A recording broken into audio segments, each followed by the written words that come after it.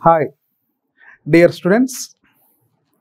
I am Veerashekar, Assistant Professor in Government Degree College. I am dealing several units in Pharmacist Grade 2. So recently Telangana government has released a notification about 660 plus posts. Therefore, all the students must careful on the syllabus first. So, in the syllabus given 10 chapters. Every chapter with huge syllabus. And also, the syllabus also UG standard but not basics. Therefore, you must concentrate on the syllabus. You read thoroughly either twice or thrice that syllabus, unless you can't understand what is what. And also one more thing, the question paper will become as in English medium. Some students are facing words which are background in Telugu medium. They cannot recognize that English terms, but actually he known that word in Telugu medium. Therefore, sometimes they will be loose answers, marks. So who have background Telugu medium, they must practice Telugu and English words both. While teaching these topics, I am saying in both media, Telugu word and English word. Therefore, you should write Telugu word and English word in certain important areas. Right, now let us enter into the syllabus second unit. So మనం second యూనిట్లోకి start చేద్దాం. మనం 10 యూనిట్స్లలో నేను second యూనిట్ను start చేస్తున్నాను. ఇప్పుడు ఈ second యూనిట్లో మనకు ఏం సిలబస్ ఉందనేది తెలవాలి. టోటల్గా 10 యూనిట్లు 80 మార్క్స్ పేపర్ కాబట్టి రఫ్గా మనం ఏమనుకుందామంటే ప్రతి యూనిట్కు 10 క్వశ్చన్స్ అనుకుందాం. రఫ్గా ఎగ్జాక్ట్లీ ఎవరు కూడా 10 అని ఇవ్వరు, ఎక్కడ కూడా మనకు ఇవ్వలేదు. సైట్లో కూడా సిలబస్లో కూడా ఈచ్ యూనిట్ క్యారీస్ 10 అని ఇవ్వలేదు ఎక్కడ కూడా. ఏమనుకోవాలి మనం, రఫ్గా 10 అనుకుందాం. ప్రతి యూనిట్లో 10 అంటే 10 యూనిట్స్ కాబట్టి ప్రతి యూనిట్లో 8, 10 into 8 అంటే 80 మార్క్స్ అవుతున్నాయి. అంటే రఫ్గా ప్రతి యూనిట్ నుంచి 8 క్వశ్చన్స్ అనుకుందాం మనం. సింప్లీ అక్కడక్కడ ఇంబ్యాలెన్స్ అయింది. సో ఒక దగ్గర 10 రావచ్చు, ఇంకో దగ్గర 6 రావచ్చు. ఇట్లా ఇంబ్యాలెన్స్ అయినా కానీ ఓవరాల్గా రఫ్గా మనం ఎవ్రీ యూనిట్ హ్యాస్ 8 మార్క్స్ అనుకుందాం. ఇందులో మనకు అర్థమైపోతుంది 8 క్వశ్చన్స్ అంటే ఈ సెకండ్ యూనిట్లో మొత్తం కూడా హ్యూమన్ అనాటమీ అండ్ ఫిజియాలజీ ఇచ్చిండు.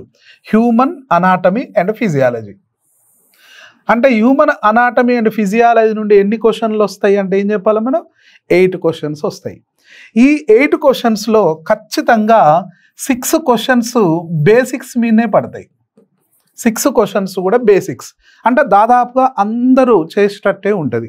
కొద్దిగా ఒక్కసారి చదువుకున్న కంటెంట్ చదువుకున్న క్లాస్ విన్నా ఆ 6 క్వశ్చన్స్ అటెంప్ట్ చేయగలం మనం.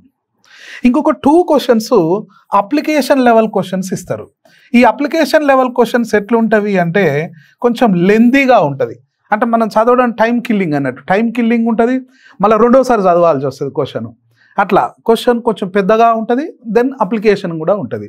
ఈ 2 క్వశ్చన్స్ ఎవరైతే కరెక్ట్ ఆన్సర్ చేస్తారో వాళ్ళకి మంచి ర్యాంక్ వస్తుంది. అంటే ప్రతి యూనిట్లో కూడా ఇట్నే ఫాలో అవుతారు. అందుకే ఎగ్జామ్ రాసిన ప్రతి ఒక్కరు కూడా పేపర్ ఎట్లా వచ్చిందంటే బాగా వచ్చింది, అందరు కూడా ఆస్పిరెంట్స్ అందరు కూడా నాకు వస్తుంది అని చెప్తారు. జాబ్ వచ్చే అవకాశం ఏముంది అని చాలా పాజిటివ్ వేవ్లో ఆన్సర్ ఇస్తుంటారు ఎగ్జామ్ అయిపోయిన తర్వాత. ఎందుకు అంటే ఈ క్వశ్చన్స్ చాలామంది కరెక్ట్ చేస్తారు. ఈ క్వశ్చన్స్ ఎవరైతే చేస్తారో వాళ్ళకు జాబ్ వస్తుంది. ఈ క్వశ్చన్స్ చేయలేని వాళ్ళకు ఓన్లీ సాటిస్ఫాక్షనే మిగులుతుంది. అది గమనిద్దాం. రైట్, ఇప్పుడు మన సిలబస్లోకి ఎంటర్ అయిద్దాం. హ్యూమన్ ఎనాటమీ అండ్ ఫిజియాలజీలో కొన్ని సిస్టమ్స్ పెట్టిరు. మనం సిలబస్ ప్రకారంగానే చదువుకోవాలి. మనకు వచ్చిందల్లా చదువుకోవడం కాదు. బుక్ ఉన్నదంతా చదువుకోవాలంటే ఇంత బుక్స్ ఉంటాయి. ఒక హ్యూమన్ ఎనాటమీ ఫిజియాలజీ మీద ఇంతలా బుక్స్ ఉంటాయి. మరి బుక్ అంతా చదువుతావా? చదవలేవు. అంటే వాడు సిలబస్లో ఏది ఇచ్చిండో ఎగ్జాక్ట్లీ గన్ షాట్గా ఆ టాపిక్ గురించే హైలైట్ పాయింట్స్ మనం చదువుకుంటాం.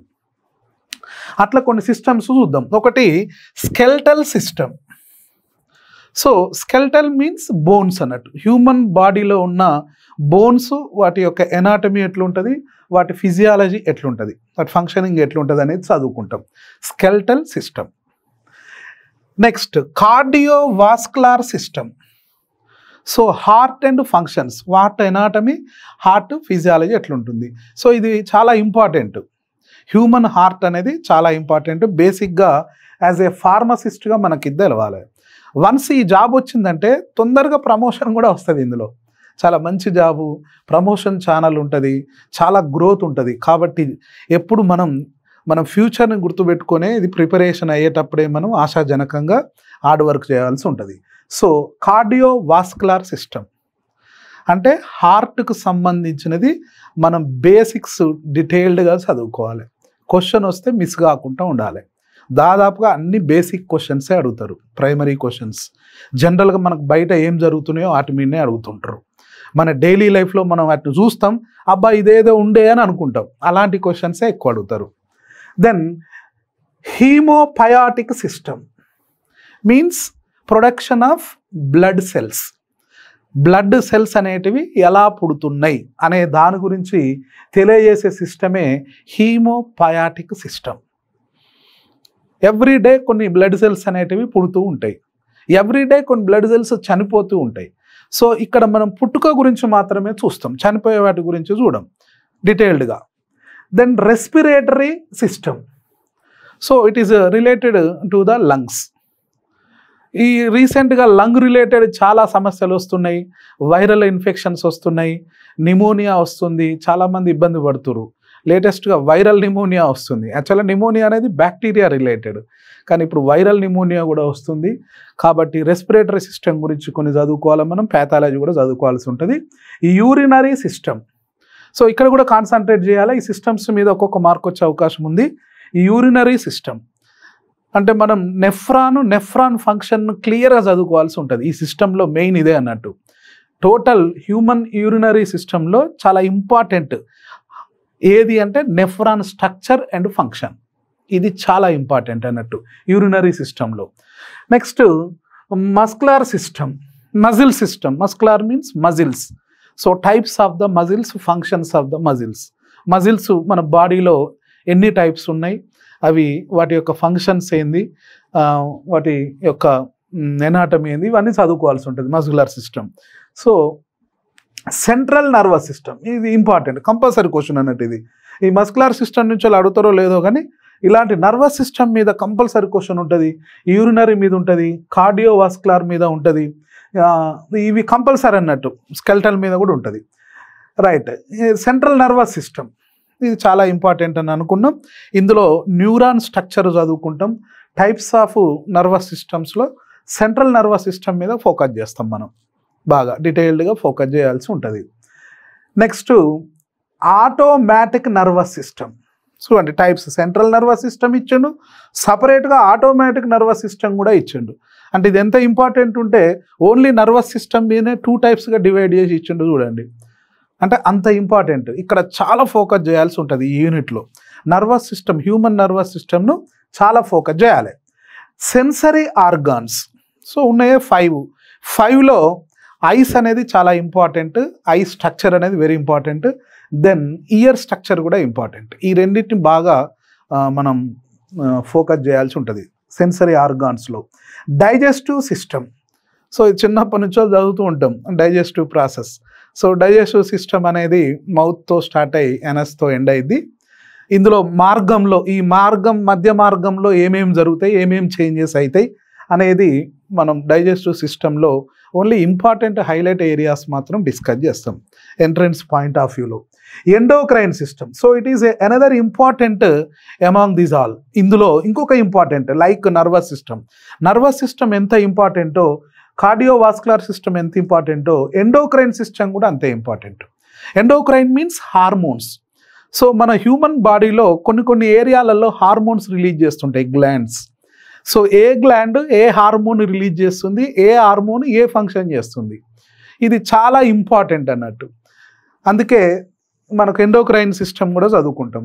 Then last finally reproductive system in male and female. ఉమెన్లో ఎలా ఉంటుంది ఆ సిస్టమ్, ఎనాటమీ ఎలా ఉంటుంది, ఫిజియాలజీ ఎలా ఉంటుంది, మెన్లో అండ్ ఉమెన్లో సపరేట్గా చదువుకోవాల్సి ఉంటుంది. ఈ సిస్టమ్స్ మాత్రమే చదువుకోవాలి అకార్డింగ్ టు సిలబస్. సో కొన్ని మిగిలినవి ఉంటే వాటిని మనం పెద్దగా టచ్ చేయాల్సిన అవసరం లేదు. ఇప్పటికే ఇది చదివేసరికి లెందీ అయింది, చాలా పెద్ద పెద్ద సిస్టమ్స్ కాబట్టి ఇంకా ఎక్స్ట్రా కవర్ చేస్తే టైం వేస్ట్ అయ్యింది. టైం వేస్ట్ ఎప్పుడు చేయొద్దు, స్మార్ట్ వర్క్ చేయాలి. వాడు ఇచ్చిన సిలబస్ ఏంది దాని ప్రకారంగా చదువుకోవాలి, దాని తర్వాత ప్రాక్టీస్ బిట్స్ చేయాలి, కథమెనఫ్ అంతే. ఇంకొకటి ఏంటంటే మనం మొదలు పెట్టినప్పుడు తక్కువ టైం ఉంది పాసిబుల్ అయిద్దా అని డౌట్ వస్తుంది. అందరికి వస్తుంది ఆ డౌట్, మనకే కాదు రాష్ట్రాలందరికీ వస్తుంది ఆ డౌట్. కాబట్టి మనకెందుకు రాదు, హార్డ్ వర్క్ చేద్దాం, 2 months కష్టపడదాం, 15 hours చదువుకుందాం, హాయిగా క్లాసులు విందాం, కంటెంట్ ముందర పెట్టుకుందాం, ప్రాక్టీస్ క్వశ్చన్స్ చేద్దాం. సో ఎవ్రీ చాప్టర్కు ప్రాక్టీస్ బిట్స్ కూడా ఇస్తాం ఆన్లైన్లో. కాబట్టి ఈజీగా మనం గెట్ ఆన్ కావచ్చు, ఆశాభావంతో ముందుకు పోదాం. ఒక్కసారి మనం ముందుకు పోయినామంటే జాబ్ వచ్చిందనుకో లైఫ్ లాంగ్ మనం హ్యాపీగా మనం అనుకున్న పొజిషన్లో ఉంటాం. ఆ ఆశాభావంతో మనం హార్డ్ వర్క్ చేయాలి. రైట్, ఇప్పుడు డైరెక్ట్గా టాపిక్లోకి ఎంటర్ అవుదాం. So anatomy and physiology of the skeletal system. So these all systems belongs to human only, but not other animals. Only human కు సంబంధించినవి మాత్రమే మనం డిస్కస్ చేస్తాం. చూద్దాం ఇందులో కొన్ని హైలైట్ పాయింట్స్ ఏమేమి ఉన్నాయో చూద్దాం. స్కెల్టల్ సిస్టమ్ అంటే బోన్స్కు సంబంధించిన సిస్టమ్. ఇది ఏం చేస్తుంది అంటే కొన్ని ఆర్గాన్స్కి ఇది స్ట్రక్చర్ను ప్రొవైడ్ చేస్తుంది, ఆర్గాన్స్కు సపోర్ట్ను ప్రొవైడ్ చేస్తుంది అండ్ ప్రొటెక్ట్ చేస్తుంది. అంటే బాడీకి ఒక స్ట్రక్చర్ని ఇస్తుంది. ఈ బోన్స్ అన్నీ కలిసి మన బాడీకి ఒక స్ట్రక్చర్ని ఇస్తుంది. నెక్స్ట్ ఏం చేస్తుంది, లోపల ఉన్న అన్ని ఆర్గాన్స్ను ఇది ప్రొటెక్ట్ చేస్తుంది. So the skeletal system main function is it provides structure, support and protection. అట్లా ఉంటేనే కదా మరి బోన్స్ ఉంటేనే మనం నడవగలుగుతున్నా, నేను అటు ఇటు తిరగగలుగుతున్నా. నెక్స్ట్ లోపల ఉన్న సాఫ్ట్గా ఉన్న ఆర్గాన్స్ అన్నీ కూడా ప్రొటెక్ట్ అవుతున్నాయి. మరి స్కెల్టల్ సిస్టమ్ ఉన్నది కాబట్టి ఆర్గాన్స్ అన్నీ సాఫ్ట్గా ఉన్నాయని. నెక్స్ట్ ఇందులో మరి స్కెల్టల్ సిస్టంలో ఏమేమి వస్తాయి అంటే బోన్స్ వస్తాయి, కార్టిలేజ్ వస్తుంది, లిగమెంట్స్ వస్తాయి, ఇంకా కావాలంటే other tendons, other connective tissues అవన్నీ కూడా వస్తుంటాయి. అంటే బోన్స్ ఒక్కటే ఉంటే బాడీలో మూవ్ కాగలుగుద్దా, మళ్ళీ బోనుకు మధ్య ఇంకోటి ఏదో మజిల్ రావాలి, ఐదర్ టెండాన్ ఆర్ లిగమెంట్. అట్లా ఉంటేనే 2 బోన్స్ గట్టిగా ఉంటాయి, లేకపోతే ఇది విడిగా ఉంటుంది ఇది విడిగా ఉంటుంది, పోలేదు కదా. So only skeletal system cannot survive, only muscle system cannot survive. That muscles should be bind to the skeletal bones with special threads like structures. They are called tendons or ligaments and other muscular tissues. Next skeletal system play essential roles in movement. మనం నడవడానికి సహకరించేది ఏంటిది అంటే skeleton సిస్టమే, muscles కాదాడ. మనం నడవడానికి ఉపయోగపడేది ఏది అంటే బోన్సే, skeletal సిస్టమే. Next ఈ బోన్స్ ఇంకేం పని చేస్తాయి అంటే మినరల్ను స్టోర్ చేస్తాయి. చూడండి బోన్స్ అనేది నడవడానికి హెల్ప్ చేస్తున్నాయి, మినరల్ను కూడా స్టోర్ చేస్తుంది. దెన్ ఇంపార్టెంట్ ఏంటంటే బ్లడ్ సెల్స్ను కూడా ఇదే ప్రొడ్యూస్ చేస్తుంది. బాడీలో ఉన్న 5 లీటర్ అప్రాక్సిమేట్లీ 5 లీటర్ల బ్లడ్ను కూడా బోన్సే ప్రొడ్యూస్ చేస్తున్నాయి. నెక్స్ట్ ఒకవేళ మన బాడీలో ఏదన్నా ప్రాబ్లం వచ్చి మినరల్స్ తక్కువైనాయి అనుకుందాం, ఇమ్మీడియట్గా బోన్ ఏం చేస్తుంది అంటే మినరల్ను రిలీజ్ చేస్తుంటుంది బ్లడ్లోకి. So it can help in homeostasis in blood. అంటే మన బాడీలో మినరల్ హోమియోస్టాసిస్ని తీసుకురావడానికి ఈ బోన్స్ అనేది హెల్ప్ చేస్తుంది. So overall it can help to the homeostasis. అంటే స్కెల్టల్ సిస్టమ్ మెయిన్ ఫంక్షన్స్ ఏంది ఈయనే అర్థమవుతుంది, movement, mineral storage, blood cell production and homeostasis. ఇవన్నీ కూడా స్కెల్టల్ సిస్టమ్ యొక్క ఇంపార్టెంట్ ఫంక్షన్స్ అని చెప్పవచ్చు. నెక్స్ట్ వచ్చేసి మరి ఈ బోన్స్ ఎన్ని ఉంటవి ఈ స్కెల్టల్ సిస్టంలో? The skeletal system made by several bones. The number of bones are vary in different developmental stages of human. అంటే చిన్నగా ఎంబ్రియో లాగా ఉన్నప్పుడు ఎంబ్రియో లెవెల్లో ఎన్ని బోన్స్ ఉంటాయి, చిన్నపిల్లలలో ఎన్ని ఉంటాయి, అడల్ట్లో ఎన్ని ఉంటాయి. అంటే పెరుగుతూ ఉంటే డెవలప్ అవుతూ ఉంటే నెంబర్ ఆఫ్ బోన్స్లో కూడా చేంజ్ వస్తూ ఉంటాయి. కొన్ని బోన్స్ ఏమవుతాయి అంటే పొడుగ్గా ఉన్నాయి, సపరేట్ అవుతుంటాయి. విడిపోవడం వల్ల బోన్స్ నెంబర్ పెరుగుతుంటుంది. అట్లా డిఫరెంట్ స్టేజెస్లో ఈ బోన్స్ అనేటివి ఆ నెంబర్ చేంజ్ అవుతూ ఉంటాయి. చూద్దాం, ఎంబ్రియానిక్ స్టేజ్లో ఎన్ని బోన్స్ ఉంటాయి. ఎంబ్రియానిక్ అంటే ఏంది, 0 to 9 అన్నట్టు, 9 months అంటే కడుపులో ఉన్నప్పుడే ఆ 0 to 9 months అప్పుడు దాన్ని ఎంబ్రియానిక్ స్టేజ్ అని పిలుస్తాం. ఆ ఎంబ్రియానిక్ స్టేజ్లో హ్యూమన్లో ఎన్ని ఉంటాయి అంటే 270 బోన్స్ ఉంటాయి. సో 270 ఉన్నాయి ఎంబ్రియానిక్ స్టేజ్లో. ఈ బోన్స్ ఎట్లుంటాయంటే మోస్ట్ ద ప్రైమరీ మీద కార్టిలేజ్తో అవుతుంది అంటే మెత్తగా ఉంటాయి. Cartilage means they are elasticity nature of bones, they are young bones, they can easily elasticity like elasticity ఇట్లా సాగదీస్తే సాగుతుంది. మనం కూడా అప్పుడప్పుడు తింటాం చూడండి, ఈజీగా ఆ బోన్ తినేస్తుంటాం. అదే షీప్లో కానీ గోట్లో కానీ అయితే తినేస్తుంటాం చూడండి, మెత్తగా ఉంటుంది ఆ బోను. అలాంటి బోన్లను కార్టిలేజ్ బోన్ అని పిలుస్తాం. సో చిన్నపిల్లలు 2-3 years 3-4 years పిల్లలు ఏమైనా కింద పడ్డరు అనుకోండి, ఫర్ ఎగ్జాంపుల్ ఇట్లా చెయ్యి మీద పడ్డరు, కింద పడితే ఏమైంది, మనకైతే చెయ్యి బ్రేక్ అయింది, ఇది వరకు టక్కున ఇరుగుద్ది, బోన్ ఇరిగి బోన్ బయటకు వస్తుంది స్కిన్ను చీల్చుకొని. అదే చిన్నపిల్లలు అయితే ఈ కరెక్ట్గా ఈ మధ్య ఇట్లా బెండ్ అవుతుంటుంది ఇట్లా, అంటే ఈ హ్యాండ్ ఇట్లా ఏమైంది చిన్నపిల్ల ఈడ ఇరగకుండా ఏమైంది, ఈడ బెండ్ అయింది ఈడ. సో ఇలా బెండ్ అయింది అన్నట్టు, ఇక్కడ ఈ పార్ట్ అనేది బెండ్ అయింది. చూడండి ఎట్లా బెండ్ అయిందో చూడండి ఇక్కడ, అంటే బోన్ ఇక్కడ ఇరగాలి కానీ ఇరగకుండా ఏమవుతుంది, బెండ్ అవుతుంది. Why in childrens the bone cannot break down because that all bones are almost cartilage type bones. So చిన్నపిల్లలలో బోన్స్ ఇరగవు, వంగుతాయి. ఎందుకు అంటే ఏం చెప్పాలి, బోన్స్ అనేటివి కార్టిలేజ్ టైపు బోన్స్ అని చెప్పాలి. అలాగే చైల్డ్హుడ్ స్టేజ్, చైల్డ్హుడ్ స్టేజ్లో బోన్స్ ఎన్ని ఉంటాయి అంటే 206 బోన్స్ ఉంటాయి. అంటే ఇక చైల్డ్హుడ్ అంటే 11-12 years ఆ టైంకి వచ్చేసరికి 206 ఉంటాయి. అంటే ఇక వాళ్ళు పెద్దోళ్ళు అయినట్టే. ఇక ఎప్పుడో ఎంబ్రియోగా ఉన్నప్పుడు మాత్రమే 270 ఉన్నాయి. వన్స్ ఆ పాప బయటకు వచ్చిందంటే ఎన్విరాన్మెంట్లోకి 206 ఉంటాయి. సింపుల్గా మనం ఈ 206 చూడాలంటే 3-4 years ఏజ్ పిల్లలలో చూస్తే 206 అనేది కౌంట్ చేసుకోవచ్చు. Some bones are still not fully fused, allowing for growth and development. For example, స్కల్లో చూడవచ్చు మనం, కపాలంలో ఈ పుర్రెలో కొన్ని బోన్స్ ఏమైతే అంటే ఒకదానికొకటి కొంచెం గ్యాప్ ఉంటుంది వాటి మధ్య. ఆ గ్యాప్ ఉండడం వల్ల ఏమైతే ఇంకా పెరుగుతుంటుంది, అంటే పిల్లలు పెరుగుతూ ఉంటే వాళ్ళ పుర్రె కూడా లావ్ అవుతూ ఉంటుంది అన్నట్టు. అందు గురించి ఫ్యూజ్ అయి ఉండవు, ఎందులో స్కల్లో మాత్రమే ఇది. But number of bones cannot change. Then last one, mature stage or adult stage. The total number of bones are 206. So ఇది ఇంపార్టెంట్ లైన్. సింపుల్ క్వశ్చన్ అయ్యేది, హ్యూమన్లో ఎన్ని బోన్స్ ఉంటాయి, how many number of bones in human body అని అంటే ఏం చెప్పాలి మనం, 206 అని చెప్పాలి. ఈ నెంబర్ను మనం కన్ఫ్యూజ్ చేయడానికి వాడికి బాగా కన్ఫ్యూజ్ చేస్తుంటారు. ఇది 204 అంటాడు, బి 205 అంటాడు, సి 206 అంటాడు, డి 202 అంటాడు. సో మనం చదివేటప్పుడు ఇది ఈజీ బిట్, 206 అనేది ఇది గుర్తుండదా అనిపిస్తుంది. కానీ మల్టిపుల్ చాయిస్ దగ్గర పోయేసరికి కన్ఫ్యూజన్ స్టార్ట్ అయింది. ఆ ఎగ్జామ్ టెన్షన్లో జాబ్ వచ్చేటోళ్ళు కూడా, టాపర్లు కూడా ఇలాంటి బిట్లు తప్పు చేస్తారు. అరే 206 204 కన్ఫ్యూజన్గా ఉందే, 4 6 ఎప్పుడైనా రెండింటి మధ్యనే కన్ఫ్యూజన్ ఉంటుంది. మనం మల్టిపుల్ చాయిసెస్ చూజ్ చేసుకునేటప్పుడు రెండు క్లియర్గా తెలుసు కాదని, ఇక రెండింటి మధ్యనే ఉంటుంది. దాదాపు majority of the questions confusion move around the only 2 options, ఇదా అదా. ఆఖరికి మనం తప్పే పెడతాం, పోయి ఏం చేస్తాం, 204 టిక్ చేసి వస్తాం. అట్లాంటి కన్ఫ్యూజన్ రావద్దంటే మనం ప్రాక్టీస్ కానీ మనం వినేటప్పుడు కానీ దాన్ని గుర్తుపెట్టుకునే ప్రాసెస్ కూడా ఎగ్జాక్ట్లీ ఉండాలి. 206 అని గుర్తుపెట్టుకుందాం. మరి ఈ 206 ఎక్కడెక్కడ ఉంటాయి అని అంటే total human body skeletal system. So for example vertebrae means ఇదంతా కూడా వర్టిబ్రే. నెక్స్ట్ రిబ్స్ అంటే ఇవి ఈ పక్కన ఉన్న బొక్కలు ఉంటాయి చూడండి, వాటి రిబ్స్ అంటాం. Then skull bones, this is the skull.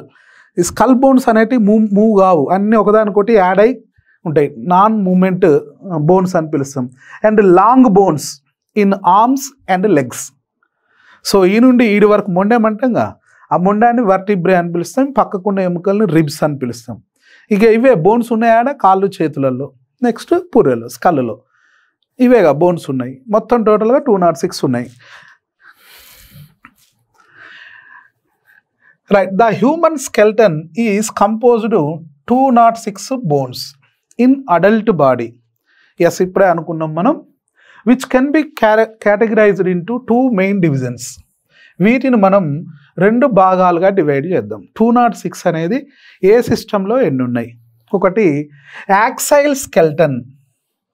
So axial skeleton it contain 80 bones.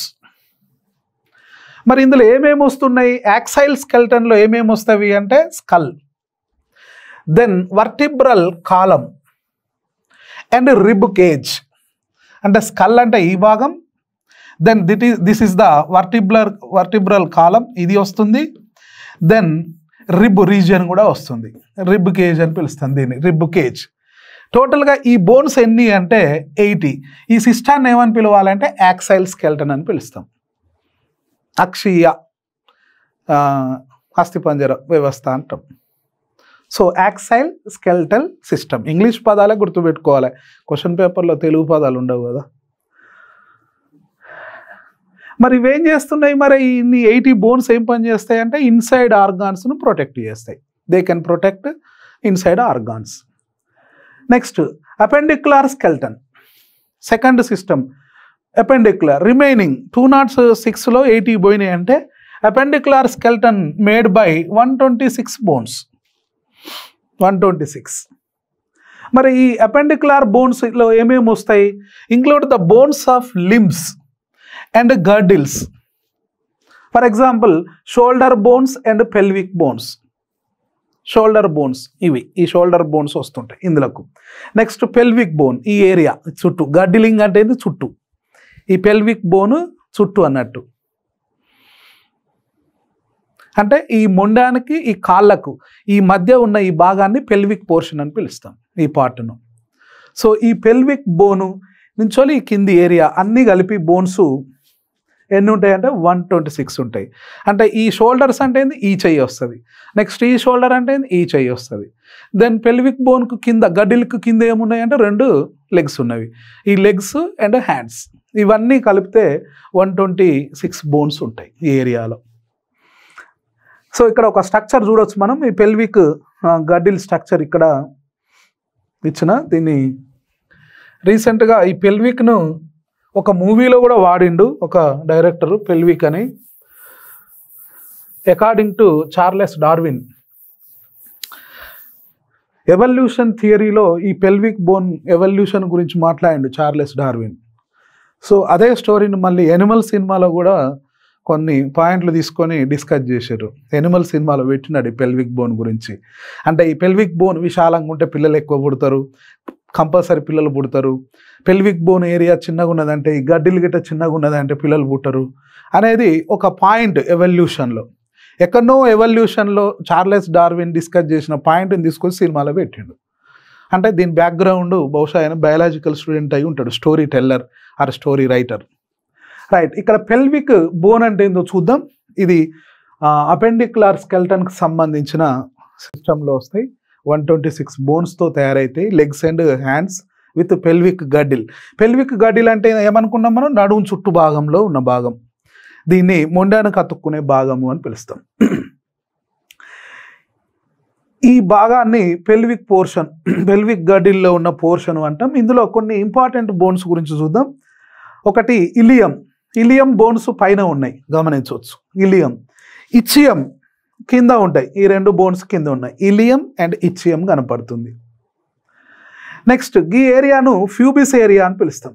ఈ ఏరియాను ఫ్యూబిస్ ఏరియా. సో ఇవి ప్రధానంగా మనకు కనపడే ఏరియా అన్నట్టు ఇది పెల్విక్ గడ్డిల్లో. నెక్స్ట్ ఇంకా క్లియర్ పిక్చర్ కూడా ముందు వస్తుంది, చూద్దాం. క్లియర్ పిక్చర్ కూడా ముందు వస్తుంది.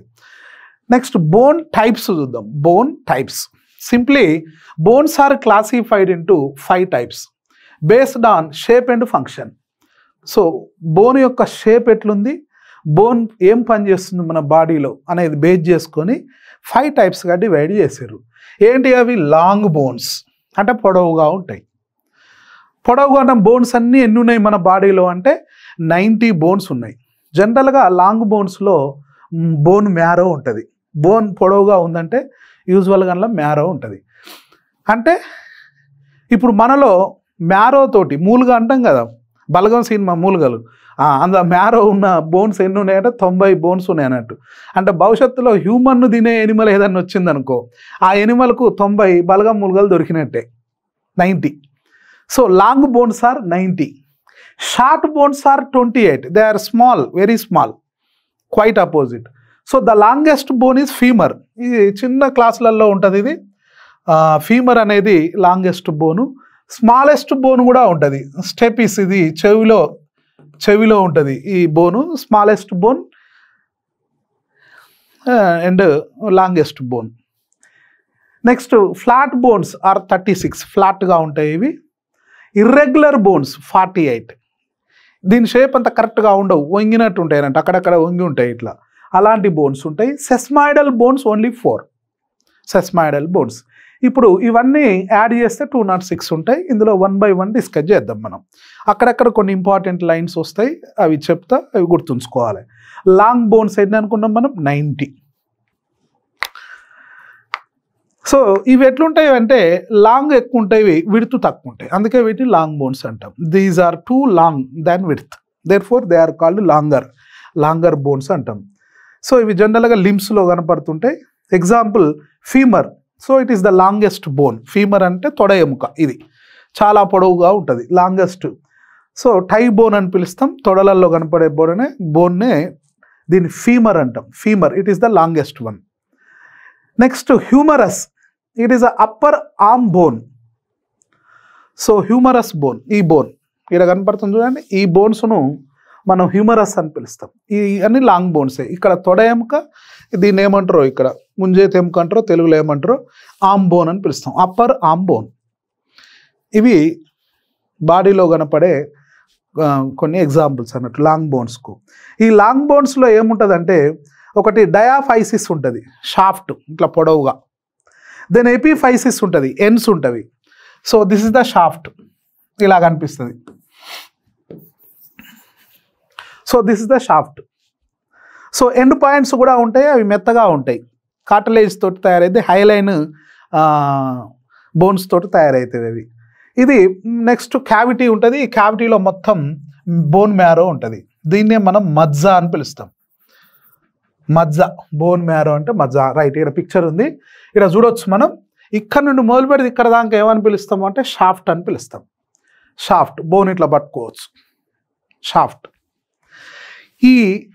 ఈ పార్ట్ను హెడ్ అని పిలుస్తాం. నెక్స్ట్ ఈ పార్ట్ను కూడా మనం ఎండ్ పార్ట్ అనే పిలుస్తాం. ఇక్కడ కనిపించే ఈ బోన్ ఎట్లుంటుంది అంటే మెత్తగా ఉంటుంది, నవ్వులవచ్చు మనం. ఎలాస్టిసిటీ ఉంటుంది దీనికి, ఎలాస్టిసిటీ నేచర్ ఉంది కాబట్టి ఈ బోన్ మనం కార్టిలేజ్ అని పిలుస్తాం. So which type of bone? Articular cartilage అని పిలుస్తాం. సో ఇంతవరకు గుర్తుంచుకున్న చాలు. This is the marrow. ఇది గ్రోయింగ్ పార్ట్, ఇంకా ఇక్కడ పెరిగే అవకాశం ఉంది, బోన్ పెరగవచ్చు. చిన్నప్పుడు ఇప్పుడు 12 years అప్పుడు 4 feet ఉంటాడు, దెన్ 18 years రాగానే 6 feetకి వెళ్తాడు. ఎట్లా పాసిబుల్ అయిందంటే బోన్ పెరుగుతుంది అని అర్థం. ఈ ఏరియాలో పెరుగుతున్న రీజియన్ను గుర్తుపట్టవచ్చు అన్నట్టు, గ్రోత్ ప్లేట్ అని పిలుస్తాం దీన్ని. సో ఇంకా పెరిగే అవకాశం, పెరుగుతున్న పిల్లలలో గ్రోత్ ప్లేట్ అనేది క్లియర్గా కనపడుద్ది. Once reach 25 years then the growth will be stop. అప్పుడు ఆ ప్లేట్ అనేది వీక్ అయిపోద్ది, తర్వాత కనపడదు కూడా. Then short bones 28. These bones are approximately equal in length. అవి ఉన్నాయే చిన్నగా, దాదాపు అన్నీ ఒకే సైజులో ఉంటాయి. Example carpals and tarsals. Carpals and tarsals చూద్దాం, అవి ఏంటియో చూద్దాం.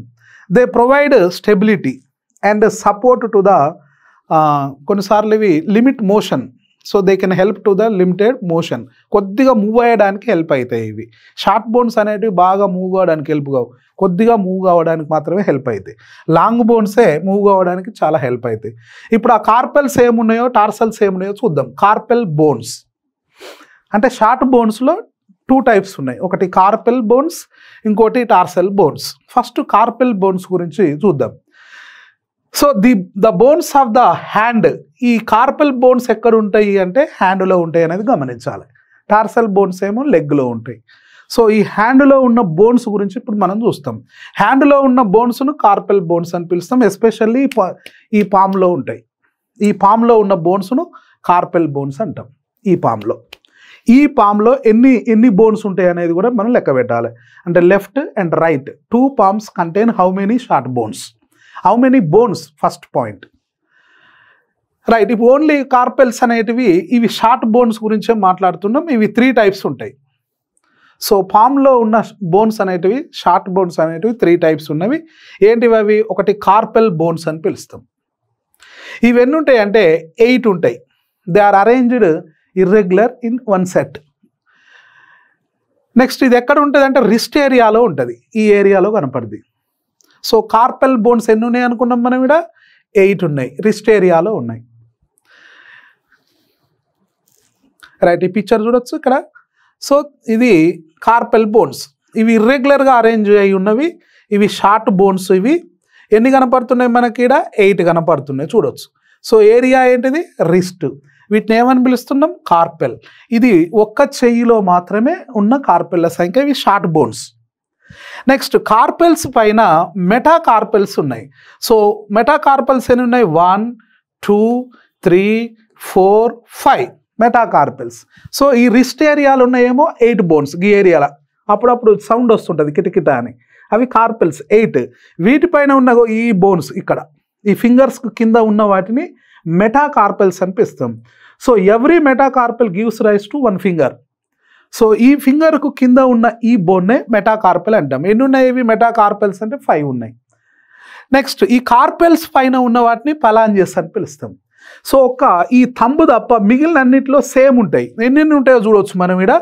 So 1, 2, 3, 1, 2, 3, 1, 2, 3, 1, 2, 3, 1 and 2. So it is thumb. So థంబ్లో మాత్రం only 2 phalanges are there except remaining fingers. So ఇప్పుడు ఈ phalanges టోటల్గా ఎన్ని ఉన్నాయి? 3, 3, 3, 3, 3, 2. సో టోటల్గా ఎన్ని ఉన్నాయి? 14 ఉన్నాయి phalanges. So 5 metacarpals, then carpals 5. ఒక్క హ్యాండ్లో, ఒక్క పామ్లో టోటల్గా ఎన్ని బోన్స్ ఉన్నవి? These are long bones. Some are short bones, some are long bones. But I am telling only the total number of bones in 1 palm. So 8 plus 5 plus 14. So total ga enni unnai chudandi? 27 unnai. Only 1 palm contain 27. 2 palms aithe enni aitayi? 54 aitayi.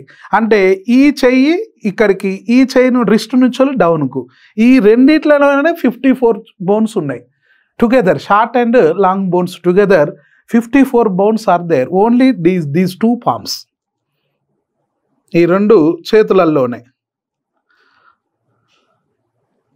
ఈ number గుర్తుంటుంది. Next కూడా వస్తుంది. ఈడ కూడా ఇచ్చిన అనుకుంటా ఈ count చూద్దాం. మెటాకార్పల్స్ ఎన్ని అనుకుంటాం మనం? 5 bones are there. Each one related to 1 digit. They are located in the area of the palm. So ఇవి ఎక్కడ ఉన్నాయి? మెటాకార్పల్స్ అంటే పామ్లో ఉన్నాయి, ఈ భాగంలో. So this is the wrist area, this is the palm area. Phalanges distal side ఇవి కనపడుతుంటాయి మనకు. The bones of the digits, ఇవి డిజిట్స్ లాగా మనకు క్లియర్గా కనపడతాయి. 1 digit, 2 digit, 3 digits ఇట్లా కనపడుతుంటాయి. The thumb has 2 phalanges only. Remaining have 3 phalanges. So ఈ థంబ్లో మాత్రమే 2 ఉంటవి ఫలాంజెస్ బోన్స్. మిగిలిన అన్నిట్లో కూడా 3 చొప్పున ఉంటాయి. నెక్స్ట్ షార్ట్ బోన్స్ ఇందులో ఎన్ని ఉన్నాయంటే కార్పల్స్ 8. ఇందాక అనుకున్నాం చూడండి, రిస్ట్లో ఉన్న 8 ఇర్రెగ్యులర్గా ఉన్నాయి, అవి షార్ట్ బోన్స్ ప్యూర్లీ. అవి ఎన్ని ఉన్నాయి? 8. లాంగ్ బోన్స్ ఎన్ని ఉన్నాయి? మెటాకార్ప్స్ 5, ఫలాంజెస్ 14.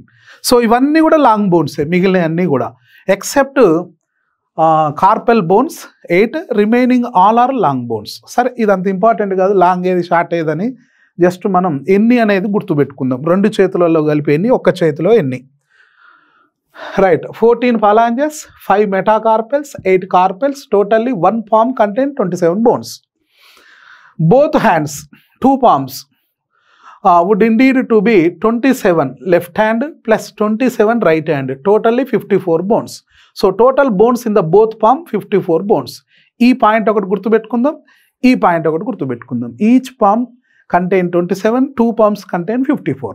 Only note these 2 lines only. Next with names కూడా గుర్తుపెట్టుకుందాం. Carpels, మెటాకార్పెల్స్ and ఫలాంజెస్. ఇప్పుడు టార్సెల్స్, ఇంతసేపు కార్పెల్స్ గురించి చూసినాం. ఇప్పుడు టార్సెల్ బోన్స్, ఇవి ఫూట్లో ఉంటాయి, లెగ్స్లో ఫూట్లో ఉండేటివి చూద్దాం. ఇక్కడ టార్సెల్స్ అనేటివి ఏవి అంటే ఇక్కడ కనిపించేటివి టార్సెల్స్. సో ఈ టార్సెల్స్ ఎన్ని కనపడుతున్నాయి టోటల్గా అంటే బ్లూ కలర్లో 1 2 3 4, ఆరెంజ్ కలర్లో ఒకటి కనపడుతుంది, దెన్ బ్రౌన్ కలర్లో అండ్ ఎల్లో కలర్లో కనపడుతుంది. So totally these tarsals are 7. చేతులనేమో 8 షార్ట్ బోన్స్ ఉంటే ఫూట్లలో మాత్రం 7 ఉన్నాయి, ఒకటి తక్కువ ఉంది. ఫూట్లో ఈ బోన్ ఒకటి తక్కువ ఉంది, షార్ట్ బోన్ అనేది ఒకటి తక్కువ ఉంది. ఎన్ని ఉన్నాయి? 7 ఉన్నాయి. వాటిని ఏమని పిలవాలి? టార్సల్ బోన్స్ అని పిలవాలి. So the number of tarsal bones in foot 7. దీనిపైన ఉన్న వాటిని మెటాటార్సల్ బోన్స్ అని పిలుస్తాం. సో మెటాటార్సల్ బోన్స్ ఎన్ని ఉంటాయి? కాళ్ళల్లో 5 ఉంటాయి, జనరల్గా యూజువల్లీ 5. సో కొందరికి 6 వేళ్ళు ఉండొచ్చు, అది rare phenomena. But usually they are 5 fingers అంటాం వాటిని. అంటే ఫింగర్ కింద ఉన్న పోర్షన్, ఆ ఫింగర్కు కింద ఉన్న వాటిని మనం మెటాటార్సెల్స్ అంటాం. ఎన్ని ఉన్నాయి? ఇవి 5. ఇవి 7 ఉన్నాయి టార్సెల్స్, దెన్ మెటాటార్సెల్స్ 5 ఉన్నాయి. Then finally phalanges are phalanges. So last ఈ ఫింగర్ ఉందిగా, ఇదేంది? ఇది బొటన వేలు అంటాం. బొటన వేలు అంటే లావుగా ఉంటుందిగా మన toe. So toe contain only 2 phalanges, remaining 3. So is equal to 14. So how many total? 26.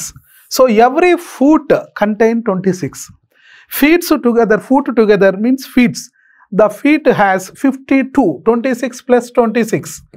So totally how many? 52. So except toe, remaining 4 fingers contain 3 phalanges. So ఇవి మెటాటార్సెల్స్, టార్సెల్స్, దెన్ ఫలాంజెస్ అన్నీ కలిపి కూడా షార్ట్ అండ్ లాంగ్ బోన్స్ అన్నీ కలిపి 52 ఉన్నాయి.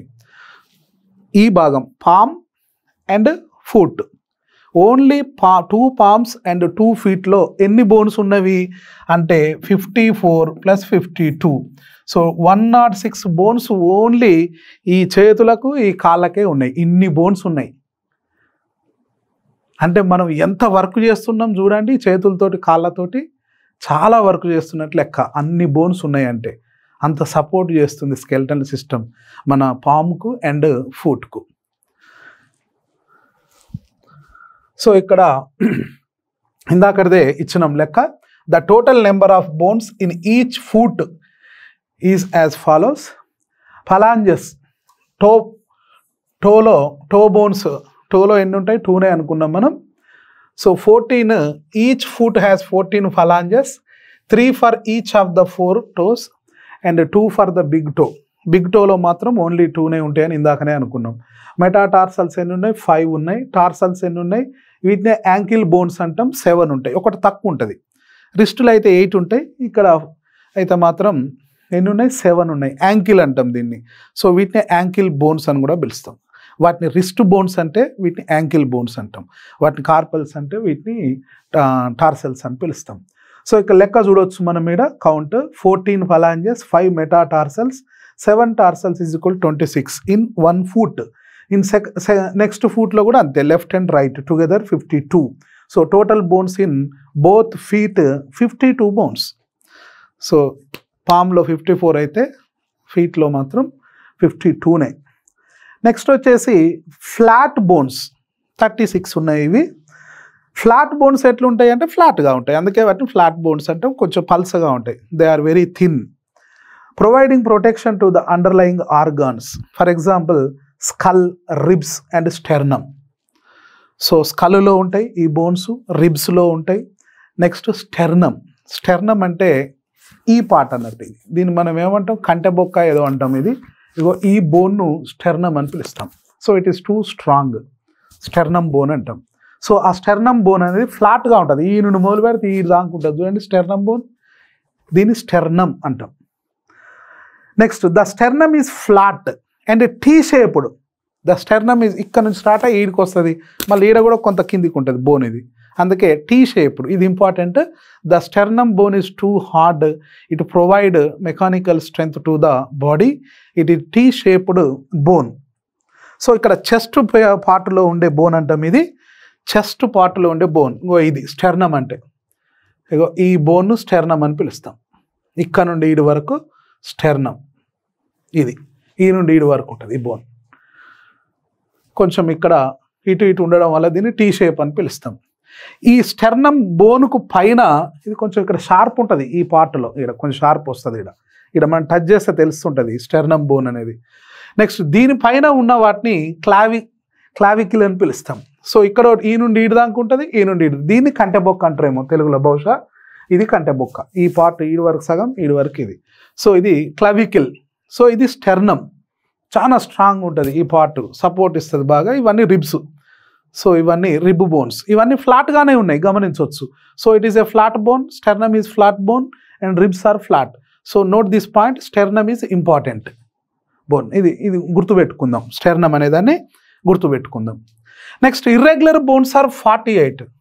So we have 48 irregular bones. Observe చేయండి, irregular 48 ఉన్నాయి. These bones have complex shapes. ఎట్లా పడతనే ఉంటాయి shapes. Do not fit into other categories. ఎక్కడుంటాయి ఇవి అంటే, ఫర్ ఎగ్జాంపుల్ వర్టిబ్రేలో ఉంటాయి, పెల్విస్లో ఉంటాయి. ఇర్రెగ్యులర్గా ఉంటాయి, క్రిటికల్గా ఉంటాయి. ఎక్కడున్నాయి ఇవి అంటే వర్టిబ్రే అంటే ఈ పార్ట్లో ఉండేటి అన్ని కాంప్లెక్స్ బోన్సే. నెక్స్ట్ పెల్విస్ గడిల్, ఈ చుట్టూ అంటే ఈ మొండానికి ఈ కాళ్ళకు మధ్య ఉన్న ఈ పోర్షన్లో ఉన్నదాన్ని పెల్విస్ అని పిలుస్తామని ఇందాకనే అనుకున్నాం. So that is called pelvis girdle అంటాం. They perform various functions including support and protection. These irregular bones function is protection. ఇది మెయిన్గా మనకు ప్రొటెక్ట్ చేస్తుంటుంది, మంచి సపోర్ట్ కూడా ఇస్తుంది. నిలబడడానికి, పరిగెత్తడానికి, ఏమన్నా దునికినా కానీ ఏం కాదు. మరీ హైట్ నుంచి దునికినా అనుకో అన్నీ ఇరిగిపోతాయి, ఇమ్మీడియట్గా కుప్ప అవుతాం. So the pelvis is the lower part of an anatomical trunk. So this is the trunk portion. You think the lower portion of the trunk is called pelvis. It is present between the abdomen and the thighs. So these are the thighs. It is the abdomen. So the pelvis location ఎక్కడ ఉన్నది అంటే ఏం చెప్పాలి, అబ్డమెన్కు మరియు థైస్కు మధ్య ఉన్న పోర్షన్ని pelvis అని పిలవాలి. సో ఆ పెల్విస్ పోర్షనే ఇది. సో ఇందులో కొన్ని పార్ట్స్ ఉంటాయి, చూద్దాం ఏం పార్ట్స్ ఉన్నాయో చూద్దాం. Pelvis has several important parts. So which are, one is the upper bone is ilium. దీన్ని ఏమని పిలిచినాం మనం, ఇలియం అని పిలిచినాం. So right and left ilium bones అంటాం, పై వైపున ఉంటాయి ఈ భాగంలో. కింద ఉన్న వాటిని ఇచ్చియం అని పిలుస్తాం. ఇచ్చియం యాడుండే ఈడ, ఇది నెక్స్ట్ ఇది. దీన్ని ఏమని పిలవాలి, ischium. So ischium bones, 2 bones. Next pubis అని పిలుస్తాం. సో ఈ బోన్ను ప్యూబిస్ అని పిలుస్తాం, ఈ ఏరియాలో ఉన్న బోన్ను. సో ఈ బోన్ను ప్యూబిస్ అంటాం. ఈ వరకు ఈ బోన్ని ప్యూబిస్ అని పిలుస్తాం, ఈ బోన్ని. సో దీన్ని ప్యూబిస్ అని పిలుస్తాం, ప్యూబిస్ బోన్. సో ఈ కింది కంప్లీట్లీ కింద ఉంటుంది. సో అంటే 2 తొడల మధ్య ఉన్న ఈ బోన్స్ అన్నట్టు ప్యూబిస్ బోన్స్ అని పిలుస్తాం. నెక్స్ట్ ఇక్కడ కనిపించేది సాకరం, ఈ portion. So it is the seat for then vertebra. So ఈ వర్టిబ్రా అనేది ఉంటుంది కదా, ఈ వర్టిబ్రా అనేది దీని మీద కూర్చుంటుంది వచ్చి, దాన్ని సాకరం అని పిలవాలి. సో సాక్రం వెన్నుపాము అంటాంగా, ఈ బ్యాక్ బోన్ ఆ పోర్షన్ అంతా పోయి ఆడ కూర్చుంటుంది అంటే ఈ సాక్రం పోర్షన్లో కూర్చుంటుంది. దీన్ని ఏమన్నా టోటల్గా పెల్విస్ గడిల్ అని పిలుస్తాం. పెల్విస్ గడిల్లో ఈ వెర్టిబ్రా అనేది కూర్చునే ప్లేస్ను సాక్రం అంటాం. Then last one is coccyx. This is the coccyx bone. So coccyx bone, COCCYX, coccyx bone అంటే టెయిల్ బోన్ అని పిలుస్తాం దీన్నే. తోక అంటే ఈ టెయిల్ బోన్ ఉన్నది అంటే మనకు ఒకప్పుడు తోక ఉండే అని అర్థం. అంటే ఇంకా బోన్ అనేది ఉన్నది, but residual stage. So the coccyx bone is usually is called tail bone. ఇది పెల్విస్లో ఉన్న బోన్స్ యొక్క అరేంజ్మెంట్ అన్నట్టు.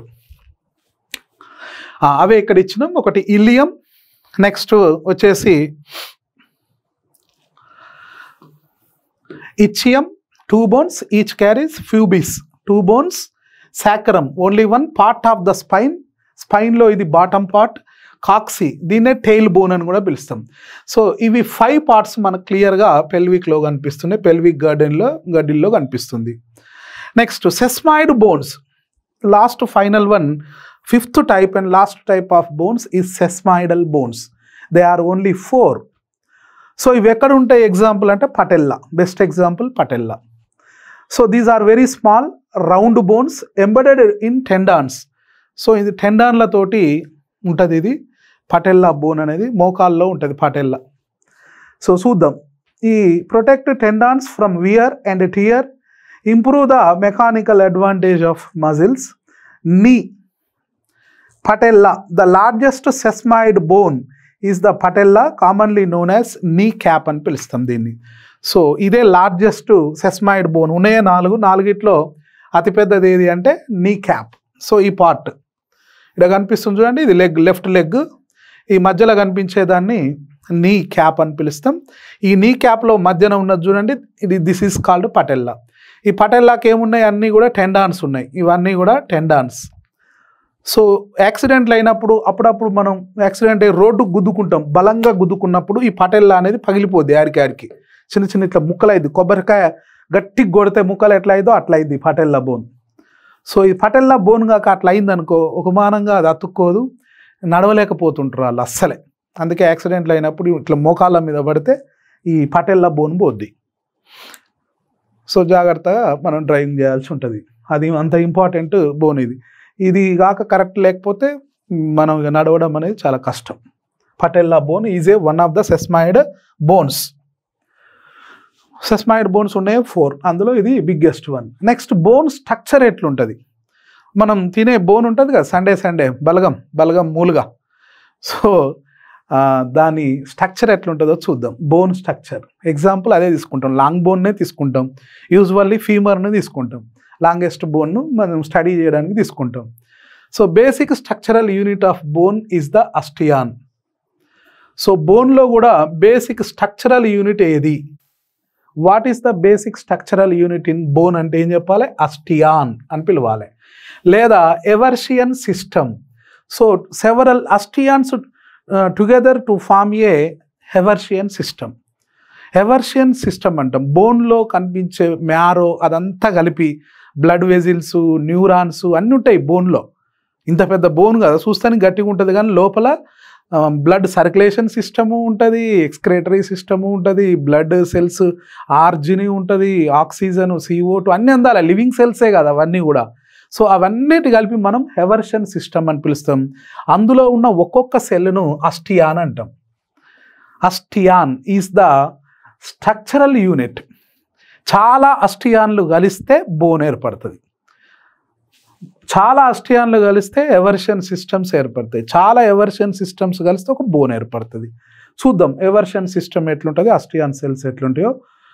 So it consist of central canal, దీన్నే మనం హెవర్షియన్ కెనాల్ అంటాం. బ్రీఫ్గా చూద్దాం, డీటెయిల్డ్ ఏం కాదు, మనకు అర్థం కావాలిగా, మన బ్లడ్ ఎక్కడి నుంచి పుడుతుందో తెలియాలి కదా. సో సెంట్రల్ కెనాల్ ఎవర్షియన్ కెనాల్ అంటాం దీన్నే, లేదా సెంట్రల్ కెనాల్ అంటాం. సో ఇందులో ఏముంటాయి అంటే బ్లడ్ వెజిల్స్ ఉంటాయి. సెంట్రల్ కెనాల్లో ఏమున్నాయి, బ్లడ్ వెజిల్స్ ఉన్నాయి, ఇంకేమున్నాయి, నర్వ్స్ ఉన్నాయి. చూస్తానికేమో బోన్ గట్టిగా ఉంటుంది, ఎండిపోయింది దానిలాగా. ఇందులో బ్లడ్ వెజిల్స్ ఉన్నాయి, అంటే వెజిల్స్ ద్వారా ఏమొస్తాయి, బ్లడ్ వెజిల్స్ ద్వారా గుడ్ బ్లడ్ వస్తుంది, ఆక్సిజనేటెడ్ బ్లడ్ వస్తుంది, ఆ తర్వాత డీఆక్సిజనేటెడ్ బ్లడ్ కూడా వెళ్ళిపోద్ది. నెక్స్ట్ నర్వ్స్ ఉన్నాయి, నర్వ్స్ ద్వారా ఇన్ఫర్మేషన్ వస్తుంది సెంట్రల్ నర్వ్ సిస్టమ్ నుండి, అంటే ఆ ఇన్ఫర్మేషన్ తీసుకుంటుంది ఇది. Providing nutrients, then signaling. చూడండి సిగ్నలింగ్ కూడా ఉంటుంది ఇందులో, సిగ్నల్ సిస్టమ్ కూడా ఉంటుంది. ఆర్బీసీ సెల్స్ ఆర్జిన్గా, ప్రొడ్యూస్గా అనే ఇన్ఫర్మేషను నర్వ్స్ ద్వారా ఈ బోన్కు అందుద్ది. ఆ సిస్టాన్ని సిగ్నలింగ్ సిస్టమ్ అని పిలుస్తాం. Certain important proteins are involving in signaling system. Second one lamella, బోన్లో లామెల్లా అనేది ఉంటుంది. Concentrating rings of bone matrix. ఈ లామెల్లా అంటే ఖాళీ ప్లేస్, ఈ ఖాళీ ప్లేస్లో ఏముందంటే బోన్ మ్యాట్రిక్స్ ఉంది. ఇదంతా ఎట్లుంటుంది అంటే అరౌండ్ ద సెంట్రల్ కెనాల్, ఈ సెంట్రల్ కెనాల్ చుట్టూ ఉంటుంది బోన్ మ్యారో. సో ఇది రిజిడిటీగా, స్ట్రెంత్గా, గట్టిగా ఉంటుంది, ఇది గట్టిదనం ఇస్తుంది ఇది. Next lacuna, small cavities containing osteocytes. Osteocytes అంటే సెల్స్, సైట్ అంటే అర్థం సెల్ అని అర్థం, ఆస్టియో అంటే బోన్ సెల్స్ను ఆస్టియోసైట్స్ అంటాం. ఇవన్నీ లాక్యునా నిండా ఇవన్నీ ఉంటాయి అన్నట్టు. Next canaliculi, tiny channels that connect lacuna allowing for nutrient and waste exchange between osteocytes and central canal. So ఇందులో కూడా వేస్టేజ్ సెల్స్ అవన్నీ ఏర్పడతాయి, అవి పోవడానికి హెల్ప్ అవుతుంది. ఇది చూడవచ్చు, ఇది కార్టికల్ బోన్, ఇది టాబ్యులర్ బోను. ఈ ఏరియాను ఎన్లార్జ్ చేస్తే ఇలా కనపడుతుంది. దీన్ని ఎవర్షియన్ సిస్టమ్ అని పిలుస్తాం. హెవర్షియన్ సిస్టమ్. ఇలా కనిపించేది ఒక సెల్ అస్టియాన్. సో ఇదొక అస్టియాన్, ఇదొక అస్టియాన్, ఇట్లా చాలా అస్టియాన్లు కలిపితే దాన్ని మనం ఎవర్షియన్ సిస్టమ్ అని పిలుస్తాం. సో ఈ ఎవర్షన్ సిస్టంలో మధ్యన కనిపించే ఈ హోల్ను, రంధ్రాన్ని కెనాల్ అని పిలుస్తాం. ఈ కెనాల్ కనపడుతుంది చూడండి, ఎవర్షన్ కెనాల్ అని పిలుస్తాం. ఈ ఎవర్షన్ కెనాల్లోనే బ్లడ్ వెజిల్స్, న్యూరాన్స్, ఇవన్నీ బ్లడ్ వెజిల్స్, న్యూరాన్స్.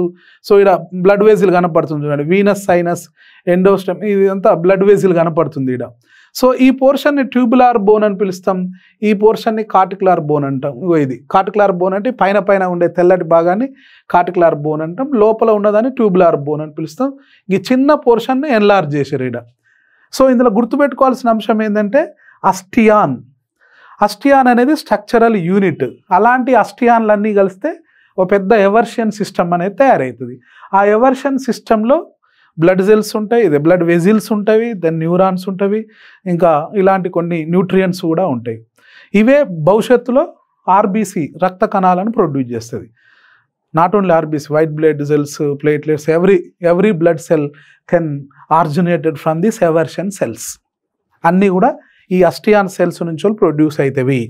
దీన్నే మనం ఏమంటాం, మూలుగా అంటాం. అదేమంటారు, లోపల ఉన్న మ్యారో, బోన్ మ్యారో అంటాం. దాన్ని ఎవర్షన్ సిస్టాన్నే బోన్ మ్యారో అంటాం.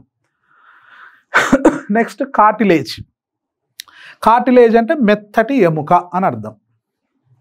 మెత్తగా ఉంటుంది అన్నట్టు, చాలా మృదువుగా ఉంటుంది. మృదులాస్తి అంటాం తెలుగులో. మృదువుగా ఉంటుంది, elasticity nature. It can edible, మనం నవ్వులగలుగుతాం, పారేయం. కొన్ని బోన్స్ను పారేస్తాం, కార్టిలేజ్ బోన్స్ను పారేస్తాం. సో కార్టిలేజ్ బోన్స్ తినేస్తాం. మెత్తగా ఉంటుంది అన్నట్టు ఈ పార్ట్. ఎక్కడెక్కడ ఉంటాయి అనేది ఇంపార్టెంట్. ఇందులో 1 or 2 లైన్స్ ఇంపార్టెంట్ వస్తాయి, అది ఎక్కడనో గుర్తుపెట్టుకుందాం.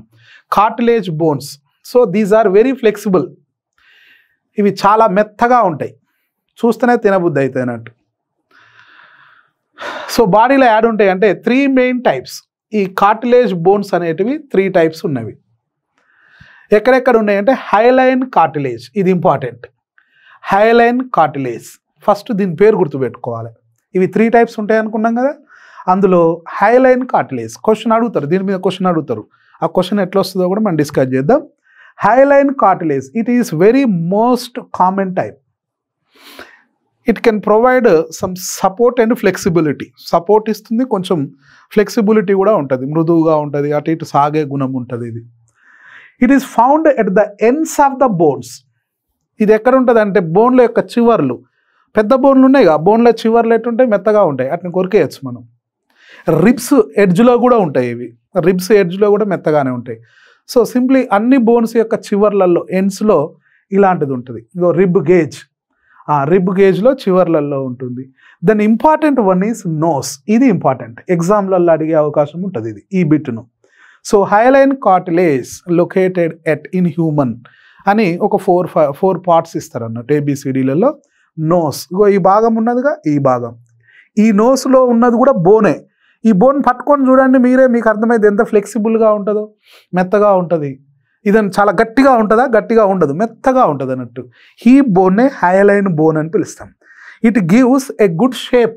కొంతమంది ముక్కులు అందంగా ఉంటాయి, కొంతమంది ముక్కులు అందంగా ఉండవు, లోపలికి ఉంటాయి.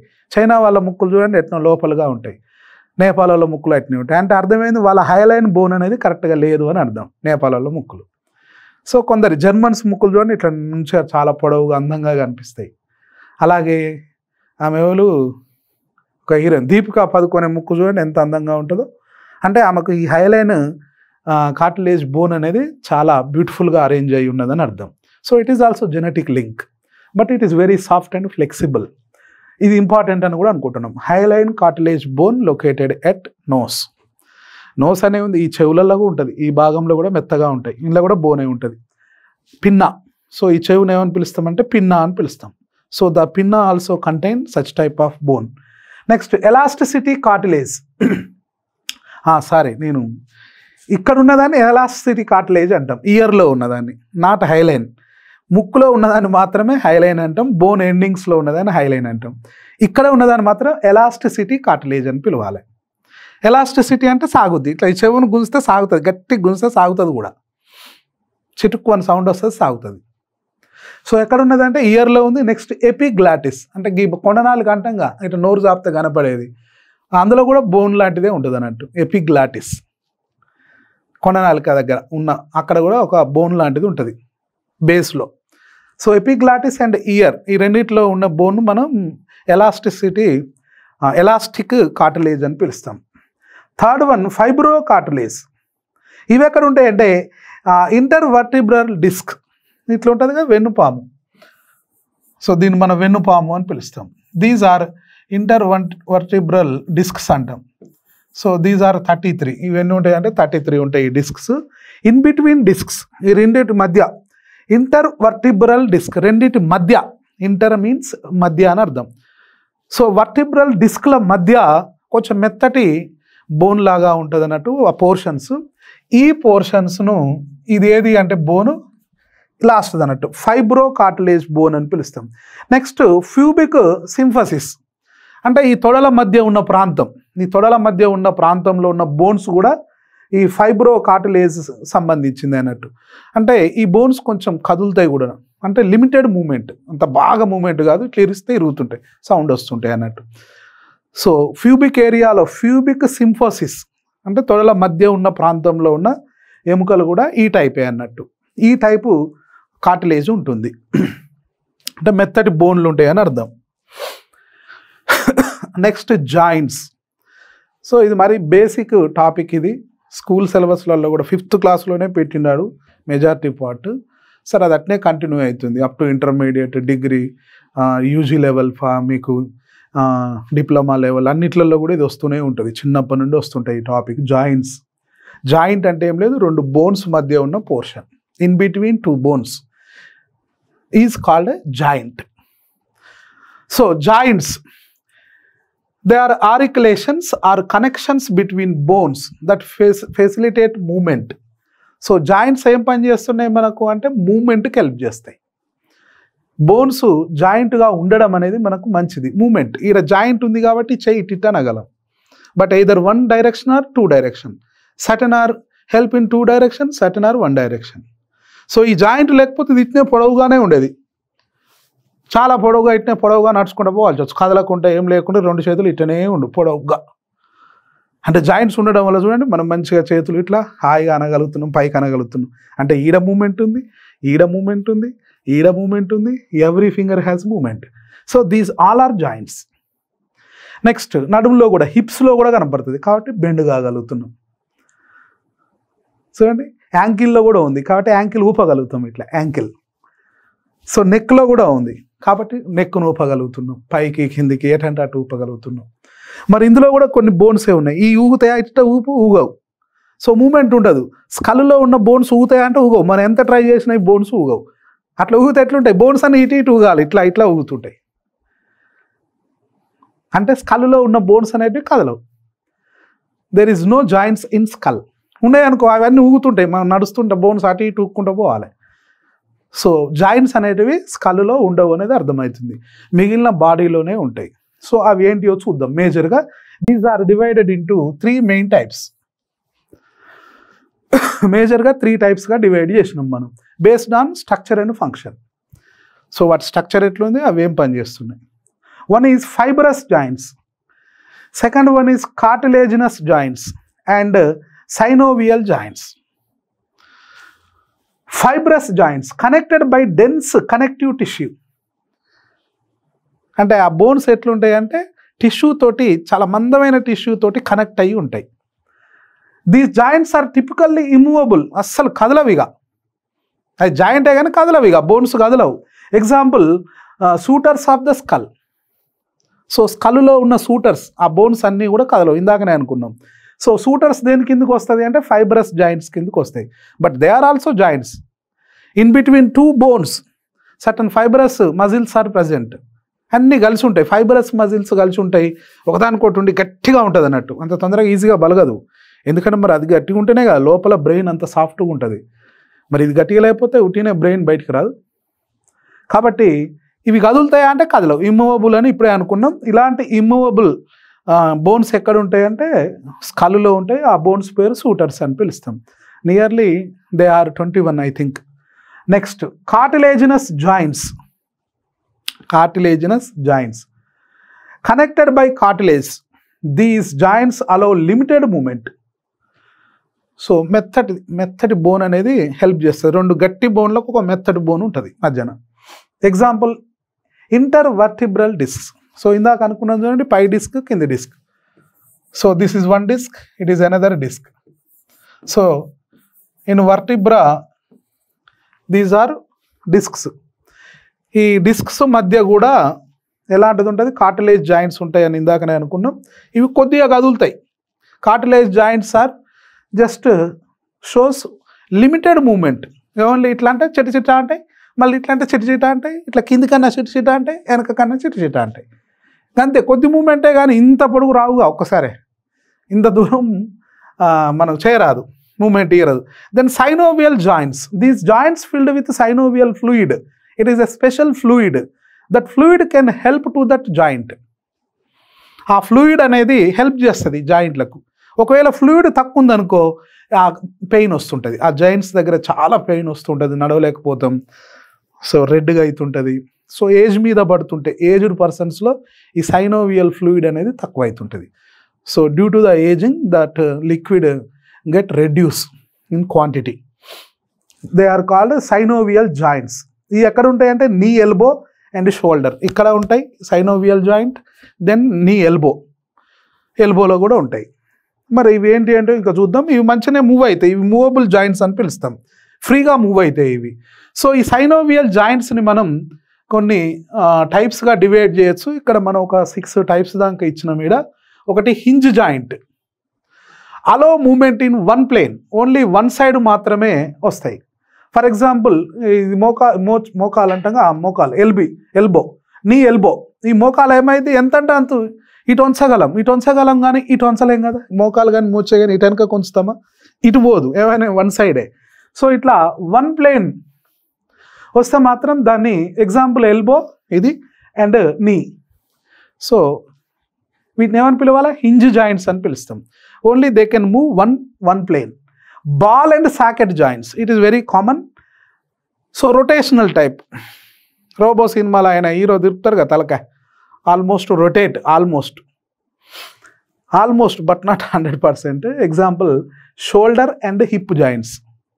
హిప్ అంటే గివి, వీటిని బాల్ అండ్ సాకెట్ జాయింట్స్ అని పిలుస్తాం. షోల్డర్ ఇట 360 తిరుగుతలేవా, దీన్ని ఏమని పిలవాలి, ఇక్కడ ఉన్న ఈ జాయింట్ని ఏమని పిలవాలి, బాల్ అండ్ సాకెట్ జాయింట్స్ అని పిలవాలి. ఎక్కడెక్కడ ఉన్నాయి ఇవి, షోల్డర్లో ఉన్నవి, నెక్స్ట్ హిప్లో కూడా ఉన్నాయి. హిప్ అంటే ఈ పాయింట్లో ఇట్లా హిప్ జాయింట్స్ అంటాం వీటిని. సో ఇటా తిరుగుతాం, నెక్స్ట్ ఇటు కూడా తిరుగుతాం. అంటే 360 డిగ్రీస్లో తిరగగలిగితే దాన్ని రొటేట్ కాగలిగితే వాటిని బాల్ అండ్ సాకెట్ జాయింట్స్ అని పిలుస్తాం. Pivot joints. So allow for rotational movement around a single axis. Single axis చుట్టూ మాత్రమే తిరుగుతుంది. Joint between the first and second cervical vertebrae. So cervical వర్టిబ్రేలో ఇలాంటి జాయింట్స్ కనపడతాయి, వీటిని పీవోట్ జాయింట్స్ అని పిలుస్తాం. Next saddle joints. Allow for movement in 2 planes to provide stability while allowing for flexibility. Example carpo metacarpal joints of the thumb. ఈ ఏరియాలు ఉంటాయి కదా థంబ్, ఈ ఏరియాలో. సో థంబ్లో ఎన్ని ఉంటాయి, మెటాకార్పల్ 1 ఉంటుంది, మెటాకార్పల్. సో ఇక్కడ ఎక్కడ ఉందన్నాడు, కార్పెల్కు మెటాకార్పల్ జాయింట్ అని పిలుస్తాం. సో దీనికి కింద మెటాకార్పెల్స్ ఉంటాయి, ఎన్ని ఉంటాయి 8. కార్పెల్స్ ఎన్ని ఉంటాయి 8 ఉంటాయి. సో కార్పెల్ పైన ఉంది, మెటాకార్పెల్ ఉంది. సో కార్పెల్కు మెటాకార్పెల్కు మధ్య ఉన్న ఈ జాయింట్నే సాడల్ జాయింట్ అని పిలుస్తాం. అప్పుడప్పుడు మనం ఇట్లా అంటే చిటుక్కు అంటది ఈ కార్నర్లో చిటుక్కు అన్నది అంటే అర్థమైంది ఈ కింది బోను ఈ బోను అంటే కార్పల్ మెటాకార్పెల్ మధ్య ఉన్న జాయింట్ ఒత్తితే సౌండ్ వస్తుంది. సో కదులుతుందన్నట్టే అది కూడా. 2 planes ఇట్లా అనొచ్చు, ఇట్లా అనొచ్చు 2 directionsలో. నెక్స్ట్ క్యాండిలాయిడ్ జాయింట్స్, వీటినే ఎలిప్సాయిడల్ జాయింట్స్ అని పిలుస్తాం. It is also move 2 planes 2 directionలో పోతుంది ఇది. Ball and socket joints, wrist joints ఈ ఏరియా. సో దీన్ని కూడా మనం ఇట్లా రొటేషనల్ టైప్లో చూడవచ్చు. దెన్ 2 planes ఇటు అనొచ్చు, ఇటు అనొచ్చు, ఇటు అనొచ్చు, ఇటు అనొచ్చు 2 planes. అలాంటి వాటిని మనం ఎలిప్సాయిడల్ జాయింట్స్ అంటాం, కాండిలాయిడ్ జాయింట్స్ అని కూడా పిలుస్తాం. ప్లేన్ జాయింట్స్, దీన్నే గ్లైండింగ్ జాయింట్స్ అని పిలుస్తాం. సౌండ్ వస్తుంటుంది అన్నట్టు, ఒకదాని మీద ఒకటి ఇట్లా బోన్ పోతుంటుంది. వీటినే గ్లైండింగ్ ఆర్ స్లైడింగ్ జాయింట్స్ అంటాం.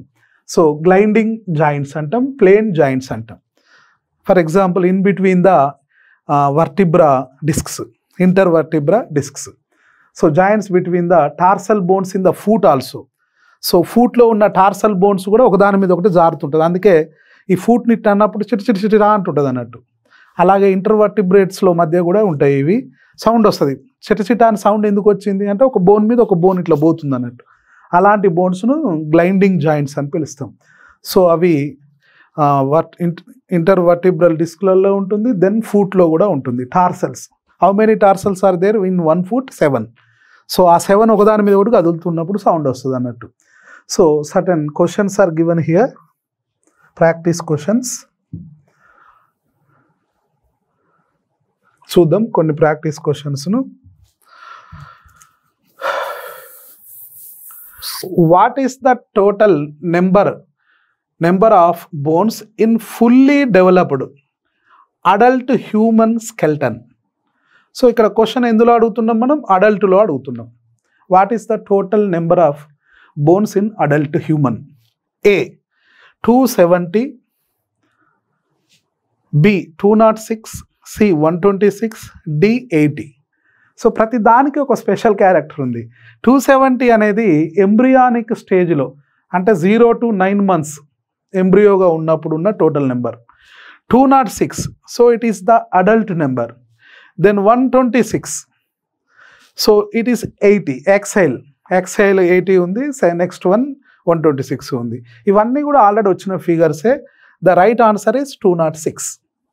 ఇది రొటీన్ క్వశ్చన్ అన్నట్టు, రెగ్యులర్గా అడిగే question.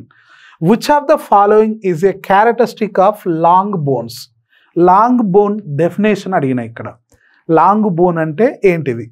A, they are found only in the axial skeleton.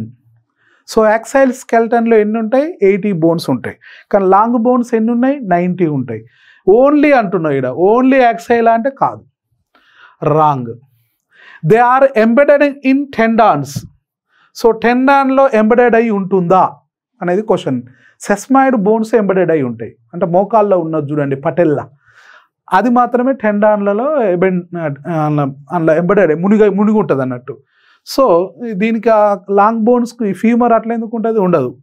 Next C, they are longer than they are wide and primarily found in the limbs. So ఇవి చాలా long ఉంటాయి, wide కన్నా వెడల్పు కన్నా పొడవుగా ఉంటాయి, లిమ్స్లో ఉంటాయి ఈజీగా. Okay, this is the right. They are primarily used for protection such as the skull. So స్కల్లు ఉన్నాయన్నీ కూడా షార్ట్ బోన్సే, లాంగ్ బోన్స్ కాదు. ఇర్రెగ్యులర్ బోన్స్ కూడా ఉంటాయి స్కల్లో. సో లాంగ్ బోన్సే ఉండవు, కాబట్టి ఇది కూడా తప్పు స్టేట్మెంట్. సో ఇచ్చిన దాంట్లో కరెక్ట్ డెఫినేషన్ ఏది అంటే సి. ఇది జస్ట్ డెఫినేషన్ మీద అడిగిన క్వశ్చన్, లాంగ్ బోన్ అంటే ఏంది అని. How many bones makeup the axial skeleton in the human body? So totally 2 systems. యాక్సైల్ skeleton సిస్టంలో ఉన్న బోన్స్ ఎన్ని? ఏ 80, 206, 126, 54.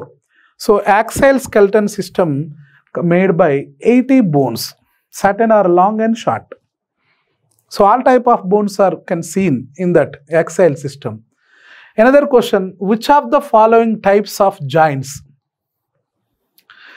allows for movement in multiple planes and rotational movement? So rotational movement kuda చూపియాలి. ఏ bones చూపిస్తాయి? A hinge bones, B saddle joints, hinge bones అంటున్నా, hinge joints, saddle joints, ball and socket joint and pivot joint. So ఇది రెగ్యులర్గా అడిగే question, ఇది ball and socket joint. Routine questions అన్నట్టు ఇవి. కాబట్టి ఇవి కంపల్సరీ చేయాలి, తప్పు చేయొద్దు ఇలాంటి బిట్లు. రొటేషనల్ అంటే చుట్టూ తిరుగుతుంది, ఇట్లా తిరిగేదాన్ని బాల్ అండ్ సాకెట్ జాయిన్ అంటాం. అంటే ఒక గిన్నెలో బాల్ వేస్తే ఎట్లా తిరుగుద్ది, అట్లా మంచిగా గుండ్రగా ఇట్లా తిరగదా, అట్లా అన్నట్టు. అందుకే దీన్ని రొటేటరీ జాయింట్ అని కూడా పిలుస్తాం, ball and socket joints. Which bone is classified as a sesamoid bone? ఇప్పుడు వచ్చింది చూడండి, sesamoid bone. Which bone is classified as sesamoid bone అంటే ఎగ్జాంపుల్, సెస్మాయిడ్ బోన్కి ఎగ్జాంపుల్ ఏంది అంటుండు. ఏ ఫీమర్, ఇది లాంగెస్ట్ బోన్, లాంగ్ బోన్స్ ఇవి. నెక్స్ట్ హ్యూమరస్, ఇది సెకండ్ షార్ట్ బోన్ ఇది. దెన్ పటెల్లా, ఇది సెస్మాయిడ్ బోన్. దెన్ ఇలియం, మనం గడ్డిల్లో చూసినాం మనం. సో పెల్విస్ గడ్డిల్లో ఇలియం అనేది పైన ఉన్న బోన్స్, అప్పర్ బోన్స్ 2 ఉంటాయి. సో రైట్ ఆన్సర్ ఏది అంటే పటెల్లా, మోకాల్లో ఉన్న ఇది యాక్సిడెంట్ అయినప్పుడు పలిగిపోద్ది, ఇదే మోకాలు చిప్ప అంటాం, పటెల్లా. సో రైట్ ఆన్సర్ ఏంటిది అంటే patella. Next question, which of the following types of cartilage? Cartilage అంటే ఏంది? మెత్తటి bone. Found at the ends of long bones and provide support and flexibility. So bone యొక్క చివర్లలో ఉండే కార్టిలేజ్ ఏ టైప్ది అని అడుగుతుండు ఇక్కడ. A hyaline cartilage, B elastic cartilage, C fibro cartilage and costal cartilage. So ఈ హైలైన్ కార్టిలేజ్ ఎక్కడెక్కడ ఉంటుంది అనుకున్నాం మనం? ముక్కు యొక్క చివర్లో ఉంటుంది అనుకున్నాం. దెన్ ఇంకెక్కడ ఉంటుంది? నోస్లో ఉంటుంది. దెన్ ఇంకొకటి ఎక్కడ ఉంటుంది అనుకున్నాం? Bone, every bone. For example longer bones అనుకుందాం. సో ఇలాంటి లాంగ్ బోన్స్లో ఈ చివర్లలో కూడా ఉంటుంది. సో ఈ చివర్లలో ఉన్నది కూడా ఈ హైలైన్, మెత్తగా ఉంటుంది, ఇట్లా కొరికితే తినేయచ్చు అన్నట్టు. సో ఆ బోన్ ఏమని పిలవాలి అంటే సాఫ్ట్గా ఉన్నదాన్ని హైలైన్ కార్టిలేజ్ అని పిలుస్తాం. సో హైలైన్ కార్టిలేజ్ అనేది బోన్ చివర్లలో ఉన్న దీన్ని ఏమని పిలవాలి అన్నాడు? 2 ends. So 2 ends of the bone made by hyaline cartilage. Right answer ఏంది? Hyaline cartilage. నోస్ ఇంపార్టెంట్ అని అనుకున్నాం మనం, అది ఎట్లా గుర్తుంటుంది? ఒకవేళ క్వశ్చన్ ఇట్లా అడిగితే ఇబ్బంది అయింది, అంటే 2 points కవర్ కావాలని ఉద్దేశంతో ఈ క్వశ్చన్ ప్రిపేర్ చేయడం జరిగింది. నెక్స్ట్ ఇదే స్కెల్టన్ సిస్టమ్ యొక్క ఫిజియాలజీ కూడా చూద్దాం. Functions of skeleton system. So ఇది చాలా ఫంక్షన్స్ పెర్ఫామ్ చేస్తుంది, మేజర్గా సపోర్ట్. స్కెల్టన్ లేకపోతే మనం సపోర్ట్ అనేది ఉండదు. ఒక క్లియర్ షేప్ వస్తుంది మనకు, ఒక ఫ్రేమ్ వర్క్ ఇస్తుంది, ఇది మంచి షేప్ వస్తుంది మనిషికి. ఒక 6 feet హైట్ ఉన్న ప్రభాస్, సో ఒక 5.5 feet ఉన్న అల్లు అర్జున్, సో 6 feet ఉన్న మహేష్ బాబు, అంటే ఒక మంచి షేప్ వచ్చింది. ఎట్లా వచ్చింది వాళ్ళకు ఆ లుక్ అనేది అంటే ఫ్రేమ్, అంతే. ఈ స్కెల్టన్ సిస్టమే ఇచ్చింది మంచి shape. Next it bears weight of the body. So skeleton system ఏం చేస్తుంది? మన బాడీని అది బేర్ చేస్తుంది. So it can bear our total body weight and support to the soft tissues and organs. So లోపల ఉన్న heart, liver, spleen and pancreas, ఇలాంటి intestine parts అవన్నీ కూడా చాలా సాఫ్ట్గా ఉంటాయి. అలాంటి ఆర్గాన్స్ను ఇది మంచిగా ప్రొటెక్ట్ చేస్తుంది. So support and protection. Protection దగ్గర బ్రెయిన్ సంగతి చూసుకుందాం. సో బ్రెయిన్ ఎంత మంచిగా ప్రొటెక్ట్ చేస్తున్నాయి, ఈ స్కల్ సూటర్స్ అనేటివి, ఆ బోన్స్ అనేటివి మంచిగా బ్రెయిన్ను బాగా ప్రొటెక్ట్ చేస్తాయి అన్నట్టు, అలాంటిదని ప్రొటెక్షన్. సో ఇప్పుడు మనకు ఏం చేస్తుంది? స్కెల్టన్ సిస్టమ్ సపోర్ట్ ఇస్తుంది, ప్రొటెక్ట్ కూడా చేస్తుంది. Then after it can protect to the important organs like heart and lungs. Important organs like heart and lungs. Next spinal cord, మధ్యలో స్పైనల్ కార్డ్ ఉంటాయి. ఇవి వర్టిబ్రా, ఇంటర్వర్టిబ్రా బోన్స్, ఇవి ఈ మధ్యలో స్పైనల్ కార్డ్ ఉంటుంది. ఇది కూడా చాలా ఇంపార్టెంట్, స్పైనల్ కార్డ్ అనేది. సో లోపల ఉంటుంది తెల్లగా దారం లాగా, అది చాలా చాలా ఇంపార్టెంట్. ఈ స్పైనల్ కార్డును ప్రొటెక్ట్ చేసేది ఇవే, ఈ బోన్సే, వర్టిబ్రల్ బోన్స్. దెన్ లోపల ఉన్న ఆర్గాన్, హార్ట్, నెక్స్ట్ లంగ్స్ ఎంత ఇంపార్టెంట్, అవి లేకపోతే చనిపోతాం. వాటిని అన్నిటిని కూడా ఇదేం చేస్తుంది? Protection. So skeletal system involving in protection to the organs, important organs. Next movement, it can help in movement. ఎలాంటి మూమెంట్లో హెల్ప్ చేస్తుంది ఇది అంటే it can facilitate by serving as attachment points for muscles. మజిల్స్ను అటాచ్ చేసుకోవడానికి use అవుతాయి. కొన్నిసార్లు muscles contrast అవుతాయి, exert forces on bones creating movement at joints. So ఇవి కదలగలుగుతాయి. ఓవరాల్గా ఇది చేసేది ఏంటంటే motion from one place to another place. It can help to the motion or movement. Next mineral storage. So ఈ పాయింట్ ఇంకొంచెం కొత్తగా అనిపిస్తుంది చూడండి.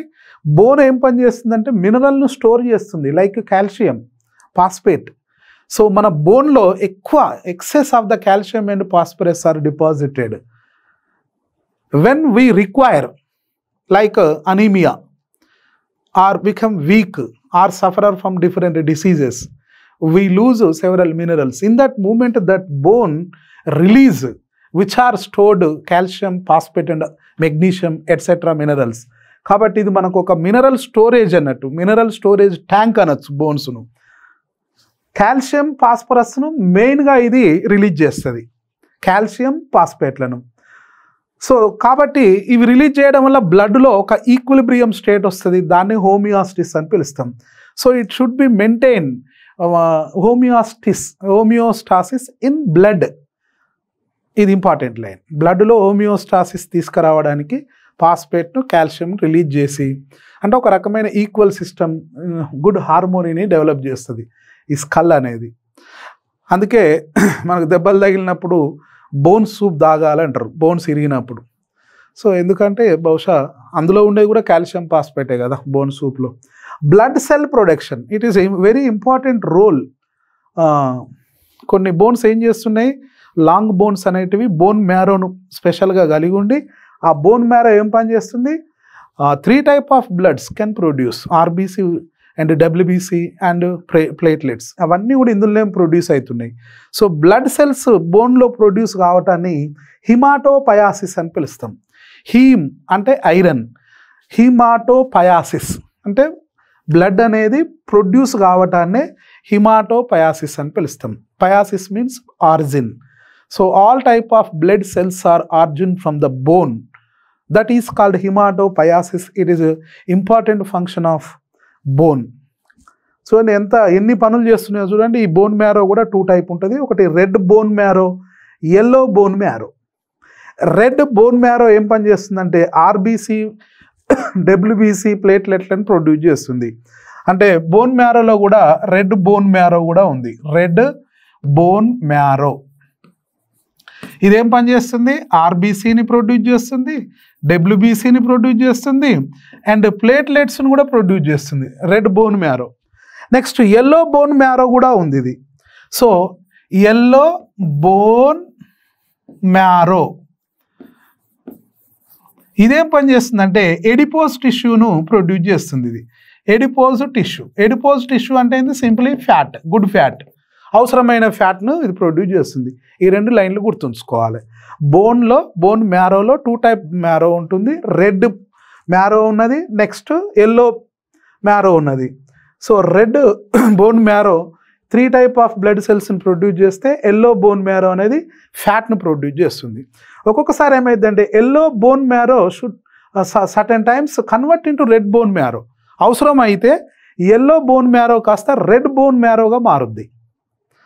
ఎప్పుడు అది ల్యాక్ ఆఫ్ బ్లడ్ సెల్స్, ఒకవేళ బ్లడ్ సెల్స్ తక్కువ ఉన్నప్పుడు, ఎనీమియా పర్సన్ రికవర్ అవుతుందంటే ఏంటి అర్థం, ఆయనలో రక్తం ప్రొడ్యూస్ అవుతుంది, కొత్త రక్తం వస్తుంది, లేకపోతే బ్లడ్ డొనేషన్ చేసినప్పుడు, అలాంటి సందర్భాల్లో yellow bone marrow should be convert into red bone marrow. It is one of the adaptation. ఇది ఒక అనుకూలనం. ఇట్లా అయితేనే మన బాడీ అనేది సెటరేట్ అవుతుంటుంది అన్నట్టు. ఇది గుర్తుపెట్టుకోవాలి బోన్ ఫంక్షన్లలో, ఇది important, red bone and yellow bone. Next energy storage. Energy storage అంటే ఇప్పుడే అనుకున్నాం, ఎల్లో బోన్ మ్యారో ఏం ప్రొడ్యూస్ చేస్తుందంటే ఫ్యాట్. ఫ్యాట్ అనేది ఎనర్జీ కదా, దాన్ని మనం లిపిడ్ అని కూడా పిలుస్తాం, ఎనర్జీ అని కూడా పిలుస్తాం. అంటే ఫ్యాట్ రిజర్వ్ చేస్తుంది బోన్ లోపల ఫ్యాట్ కూడా ఉంటుంది. దాన్ని ఎడిపోజ్ టిష్యూ అంటాం, కొవ్వు టిష్యూ అని పిలుస్తాం. The stored fat can be utilised by the body during periods of energy deficiency.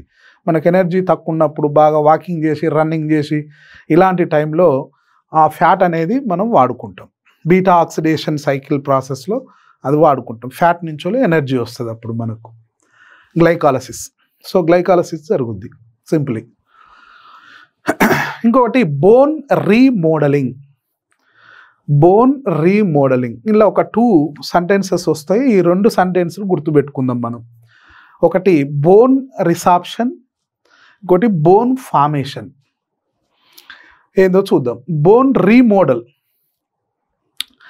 ఎట్లా అవుతుందో చూద్దాం. 2 మెథడ్స్ ద్వారా అవుతుంది. బోన్ రిసాప్షన్ అంటే ఏంది? ఆస్టియోక్లాస్ట్స్, దీస్ ఆర్ స్పెషలైజ్డ్ సెల్స్. ఆస్టియోక్లాస్ట్స్ అనేటివి సెల్స్ అవి.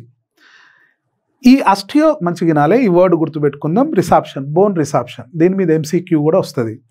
ఆస్టియోక్లాస్ట్ అనే స్పెషలైజ్డ్ సెల్స్ ఏం చేస్తున్నాయి అంటే బ్రేక్ డౌన్ బోన్ టిష్యూ. బోనును ఏం చేస్తుంది? బ్రేక్ చేస్తుంది. ఈ స్పెషల్ సెల్స్ ఏం చేస్తున్నాయి? బోన్లో ఉన్న ఏమన్నా టిష్యూ సెల్స్ ఉంటే వాటిని బ్రేక్ చేస్తుంది. కాబట్టి ఏమవుతుంది? మినరల్స్ అనేటివి రిలీజ్ అవుతాయి. ఎలాంటి మినరల్ రిలీజ్ అవుతాయి? బోన్లో ఉన్నది calcium and phosphorus.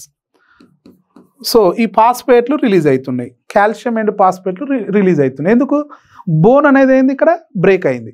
Bone cells కానీ బోన్ టిష్యూస్ కానీ బ్రేక్ అయినాయి. బ్రేక్ ఎట్లా అయినాయి అంటే ఆస్టియోక్లాస్ట్ అనే సెల్స్ వల్ల. So osteoclast cells are break the bone tissue, therefore that bone release calcium and phosphate. కాబట్టి బోన్ ఇప్పుడు ఏమైంది? వీక్ అయింది. ఆటోమేటిక్గా ఉన్న కాల్షియం బయటికి రిలీజ్ చేసి బ్లడ్లోకి, ఉన్న ఫాస్ఫేట్ బ్లడ్లోకి రిలీజ్ చేసిందంటే బోన్ వీక్ అయినట్టే కదా. అంటే బోన్ రిసాప్షన్ అనేది బోన్ వీక్ కావడానికి హెల్ప్ అయింది. కాకపోతే ఇక్కడ హోమియోస్టాసిస్ డెవలప్ అయింది, బ్లడ్లో సమానత్వం అనేది డెవలప్ అయింది. కానీ బోన్ అనేది అప్పుడు వీక్ అయింది, ఇరిగిపోయే అవకాశం ఉంటుంది ఆ టైంలో. అప్పుడు బ్లడ్లోకి రిలీజ్ అవుతాయి calcium phosphate. Next bone formation, దీనికి కంట్రాస్ట్. ఇప్పుడు ఇంతసేపు బోన్ వీక్ అయింది, ఇరిగిపోయే అవకాశాలు ఉన్నాయి అనుకున్నాం. కాకపోతే బ్లడ్లో వీటి లెవెల్స్ పెంచడానికి హెల్ప్ అవుతాయి. అప్పుడు ఏ సెల్స్ యూజ్ అవుతున్నాయి? ఆస్టియోక్లాస్ట్స్. నెక్స్ట్ ఆస్టియోబ్లాస్ట్స్. బ్లాస్ట్ అంటే మనం బ్రేక్ చేసేటి అనుకోవద్దు, ఇక్కడ రివర్స్ ఉన్నాయి చూడండి. ఆస్టియోక్లాస్ట్ ఏమో బ్రేక్ చేస్తుంది, ఆస్టియోబ్లాస్ట్ ఏమో ఫామ్ చేస్తుంది బోన్ను. So the bone formation cells are formed by the help of osteoblasts. ఇదేం చేస్తుంది? It can produce bone matrix. Bone మ్యాట్రిక్స్ను, బోన్ లోపల ఉన్న మజ్జను ఇది డెవలప్ చేస్తుంది అన్నట్టు. Therefore the bone become healthy. అంటే బోన్ ఆరోగ్యంగా పెరగడం, ఆరోగ్యంగా ఉండాలంటే అందులో ఏ సెల్స్ ఉండాలి? ఆస్టియోబ్లాస్ట్స్ ఉండాలి. కొత్తగా బోన్ తయారవుతుంది అన్నట్టు ఇది. సో ఈ 2 పదాలు మనకు గుర్తున్నవి. స్టిమ్యులేట్ బోన్ ఫార్మేషన్ అంటే ఇది బోన్ ఫార్మేషన్కు ఉపయోగపడుద్ది. ఇదే కాదు, ఇంకా చాలా మెకానికల్ స్ట్రెస్, హార్మోన్లు, న్యూట్రిషన్లు ఇవన్నీ కూడా హెల్ప్ అవుతాయి. నాట్ ఓన్లీ బ్లాస్ట్స్, ఆస్టియోబ్లాస్ట్స్, ఇంకా కొన్ని అదర్ ఫ్యాక్టర్స్ కూడా అవసరం. Next hormonal regulation. హార్మోన్స్ ఏమన్నా రెగ్యులేట్ చేస్తాయా స్కెల్టన్ సిస్టమ్ను అని అంటే ఎస్, చేస్తాయి. For example PTH, parathyroid hormones. So abbreviate form is PTH, parathyroid hormone. యాడ్ ఉంటుంది పారాథైరాయిడ్ హార్మోన్ అంటే ఈ ఏరియాలోనే ఉంటుంది, గొంతు ఏరియాలో ఉంటుంది. థైరాయిడ్ అనే ఉంటుంది, పారాథైరాయిడ్ అనే ఉంటుంది. సో ఎక్కడుంది ఈ హార్మోన్? ఎక్కడి నుంచో రిలీజ్ అవుతుంది అంటే గ్లాండ్ నుంచి రిలీజ్ అవుతుంది. ఏ గ్లాండ్ అది అంటే పారాథైరాయిడ్ గ్లాండ్. పారాథైరాయిడ్ గ్లాండ్ నుండి ఏ హార్మోన్ రిలీజ్ అవుతుందంటే హార్మోన్ రిలీజ్ అవుతుంది. సో దాన్ని ఏమని పిలిచినాం మనం? Abbreviate form PTH. ఇప్పుడు దీన్ని ఏమని పిలవాలి? అబ్రివేట్ ఫామ్ అంటాం. సో దీన్ని ఏమని పిలవాలి? Parathyroid hormone. దీన్ని ఎక్స్పాండెడ్ ఫామ్ అని పిలుస్తాం. సో దీన్ని ఏమో ఎక్స్పాండెడ్ ఫామ్ అంటున్నాం, దీన్ని అబ్రివేట్ ఫామ్ అంటున్నాం. మరి ఇదేం పని చేస్తుంది అంటే ఇంక్రీజ్ బ్లడ్ కాల్షియం లెవెల్స్. ఇది ఇంపార్టెంట్ లైన్. పారాథైరాయిడ్ హార్మోన్ చేసే మేజర్ ఫంక్షన్ ఏంది, మేజర్ పని ఏంది అంటే బ్లడ్లో కాల్షియం లెవెల్స్ను ఇంక్రీజ్ చేస్తుంది బై స్టిమ్యులేటింగ్ బోన్ రిసాప్షన్. ఇందాక నేను అనుకోలే బోన్ రిసాప్షన్ అంటే ఆస్టియోక్లాస్ట్స్ అనే స్పెషల్ సెల్స్ బ్రోన్ టిష్యూను బ్రేక్ చేసి కాల్షియం ఫాస్ఫేట్ను రిలీజ్ చేస్తుంది అన్నాం. అంటే అదే మెథడ్ను ఇది స్టిమ్యులేట్ చేస్తుంది. పారాథైరాయిడ్ హార్మోన్ దేన్ని స్టిమ్యులేట్ చేస్తుంది అంటే బోన్ రిసాప్షన్ను స్టిమ్యులేట్ చేస్తుంది. అందుకే ఏమవుతుంది? బయటికి రిలీజ్ అవుతుంది. బ్లడ్లోకి ఏం రిలీజ్ అవుతుంది? కాల్షియం. సో కాల్షియం లెవెల్స్ను బ్లడ్లో పెంచడానికి తోడ్పడే హార్మోన్ ఏది అంటే PTH. ఈ పాయింట్ గుర్తుపెట్టుకుందాం మనం. ఇంకెక్కడెక్కడ అంటే కిడ్నీ దగ్గర కూడా రీఅబ్జార్ప్షన్ అయింది, నెఫ్రాన్ దగ్గర కూడా అవుతుంది ఇది. సో సరే ఇంటెస్టైన్లో కూడా అవుతుంది. ఇంటెస్టైన్ కూడా కాల్షియంను మనం తిన్న దాంట్లో ఏమన్నా ఉంటే అబ్జర్వ్ చేసుకుంటుంది.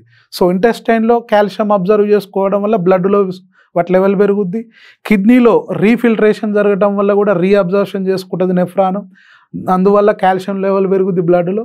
మేజర్గా పారాథైరాయిడ్ హార్మోన్ అనేది బోన్ రిసాప్షన్ను ప్రమోట్ చేయడం వల్ల కాల్షియం ఫాస్ఫేట్ బ్లడ్లో రిలీజ్ అవుతాయి. సో ఈ టర్మ్ గుర్తుంచుకోవడం ఇంపార్టెంట్. ఇక్కడ ఏది బోన్ రిసాప్షన్ వల్ల ఏం జరుగుతుందంటే బోన్ సెల్ పగిలిపోయి కాల్షియం ఫాస్ఫేట్ బ్లడ్లోకి రిలీజ్ అవుతాయి. ఇది జరగాలంటే ఒక స్పెషల్ సెల్స్ కావాలి, వాటిని ఆస్టియోక్లాస్ట్స్ అంటాం. Then calcitonin another hormone. Calcitonin thyroid gland నుంచో రిలీజ్ అయింది ఇది calcitonin. So thyroid gland has 2 parts, medulla parts and cortex part. So that medulla part produces calcitonin. It is a special hormone. So thyroid కూడా ఇక్కడనే ఉంటుంది, మనకు గొంతు భాగంలోనే ఉంటుంది. Calcitonin లోయర్స్ blood calcium levels. చూడండి ఈ రెండు కంట్రాస్ట్గా వర్క్ చేస్తున్నాయి. So parathyroid hormone and calcitonin, thyroid sub hormone calcitonin hormones working as a contrast, opposite. భీముడు దుర్యోధనులాగా అపోజిట్. ఇది కాల్షియం లెవెల్ను పెంచితే ఈ కాల్సిటోనిన్ ఏం చేస్తుంది, కాల్షియం లెవెల్ను తగ్గిస్తుంది. ఎక్కడి నుండి వచ్చిందా ఈ కాల్సిటోనిన్ అంటే థైరాయిడ్ గ్లాండ్లో మెడులరీ పోర్షన్ నుంచి ప్రొడ్యూస్ అయ్యే ఒక రకమైనది. మరి తగ్గించాలంటే ఏం చేయాలి, ఇక్కడ ఆస్టియోబ్లాస్ట్లను లేదా ఆస్టియోక్లాస్ట్లను ఇనిబిట్ చేయాలి. ఆస్టియోక్లాస్ట్లు లేకుండా చేసినా సరిపోద్ది, ఆస్టియోబ్లాస్ట్లను ప్రమోట్ చేసినా సరిపోద్ది. సో ఆస్టియోక్లాస్ట్లు లేకుండా చేసింది, ఇక్కడ ఉన్నది కదా, ఈ బోన్ రిసార్టేషన్ జరగకుండా, బోన్ రిసార్ప్షన్ జరగకుండా చేస్తుంది. అంటే ఈ క్లాస్టులు లేకుండా చేస్తే అయిపోయి, ఆ సెల్స్ను లేకుండా చేస్తుంది ఇది. సో ఇక్కడ hormone important, calcitonin parathyroid hormone. ఈ ఒక్క లైన్ గుర్తుపెట్టుకున్నా చాలు. సో పారాథైరాయిడ్ హార్మోన్ కాల్షియం లెవెల్ను బ్లడ్లో పెంచితే కాల్సిటోనిన్, థైరాయిడ్ నుంచి రిలీజ్ అయ్యే కాల్సిటోనిన్ వల్ల కాల్షియం లెవెల్స్ తగ్గుతాయి. మరీ కాల్షియం లెవెల్స్ ఎక్కువ బోన్ ఇరిగిపోద్ది, గమనించాలి అది. Next vitamin D. ఇది ఒక స్పెషల్ స్పెషల్ విటమిన్. ఇది సన్లైట్ ద్వారా మాత్రమే వస్తుంది. మార్నింగ్ 7 o'clock లోపు, ఎర్లీ మార్నింగ్ 6 నుంచి అప్రాక్సిమేట్లీ 8, 7:45 మధ్య ఉన్న సన్లైట్ ద్వారా మాత్రమే డి విటమిన్ మనం పొందొచ్చు. అందుకే ఆ టైంలో మనం ఎక్సర్సైజ్ చేయాలి. సో ఇక్కడ డి విటమిన్ ఏం పని చేస్తుంది, ఇది మన డైలీ లైఫ్లో కూడా అవసరం. డి విటమిన్ మనకు ఎందుకు సన్లైట్లో తిరగాలి ఎర్లీ మార్నింగ్ అంటే enhance the intestinal absorption. So మన బాడీలో ఉన్న ఇంటెస్టైన్ ఏం పని చేస్తుంది అంటే కాల్షియంను ఫాస్ఫేట్ను అబ్జర్వ్ చేసుకుంటుంది. అంటే మన బాడీ లోపల ఇంటెస్టైన్ ఏం చేస్తుంది, మనం తిన్న వాటిలో కూడా కాల్షియం ఉంటుంది. లీఫీ వెజిటేబుల్లో ఉంటుంది, ఫ్రూట్స్లో ఉంటుంది, ఫైబర్లలో ఉంటుంది. ఈ కాల్షియంను ఫాస్ఫేట్ను అబ్జర్వ్ చేసుకుంటుంది. ఈ అబ్జర్వ్ చేసుకునే కెపాసిటీని ఎన్హాన్స్ చేస్తుంది, పెంచుద్ది, ఇంకెక్కువ అబ్జర్వ్ చేసుకోవాలి. If we have sufficient vitamin D, our intestine collect, absorb more calcium, more phosphates which we have needed. మనకు ఎంత అవసరమో అంత మనం తిన్న ఫుడ్ నుంచి ఇంటెస్టైన్ అబ్జర్వ్ చేసుకుంటుంది. ఇంటెస్టైన్ ప్రాపర్గా పనిచేయాలంటే ఏ విటమిన్ కావాలి, విటమిన్ డి ఉండాలి. విటమిన్ డి కరెక్ట్గా ఉన్నదనుకో కాల్షియం ఫాస్ఫేట్ అబ్జర్వేషన్ కరెక్ట్గా జరుగుద్ది. కాబట్టి మన బోన్స్ అన్నీ హెల్దీగా ఉంటాయి. అందుకే ఎక్సర్సైజ్ మార్నింగ్ టైంలో చేస్తే మనం ఎందుకు హెల్దీగా ఉంటామంటే బోన్స్ అన్నీ హెల్దీగా ఉంటాయి. బోన్స్ ఎందుకు హెల్దీగా ఉంటాయంటే కాల్షియం ఫాస్ఫేట్ కరెక్ట్గా ఉంటాయి. కాల్షియం ఫాస్ఫేట్ కరెక్ట్గా ఎందుకు ఉందంటే విటమిన్ డి కరెక్ట్గా ఉంది.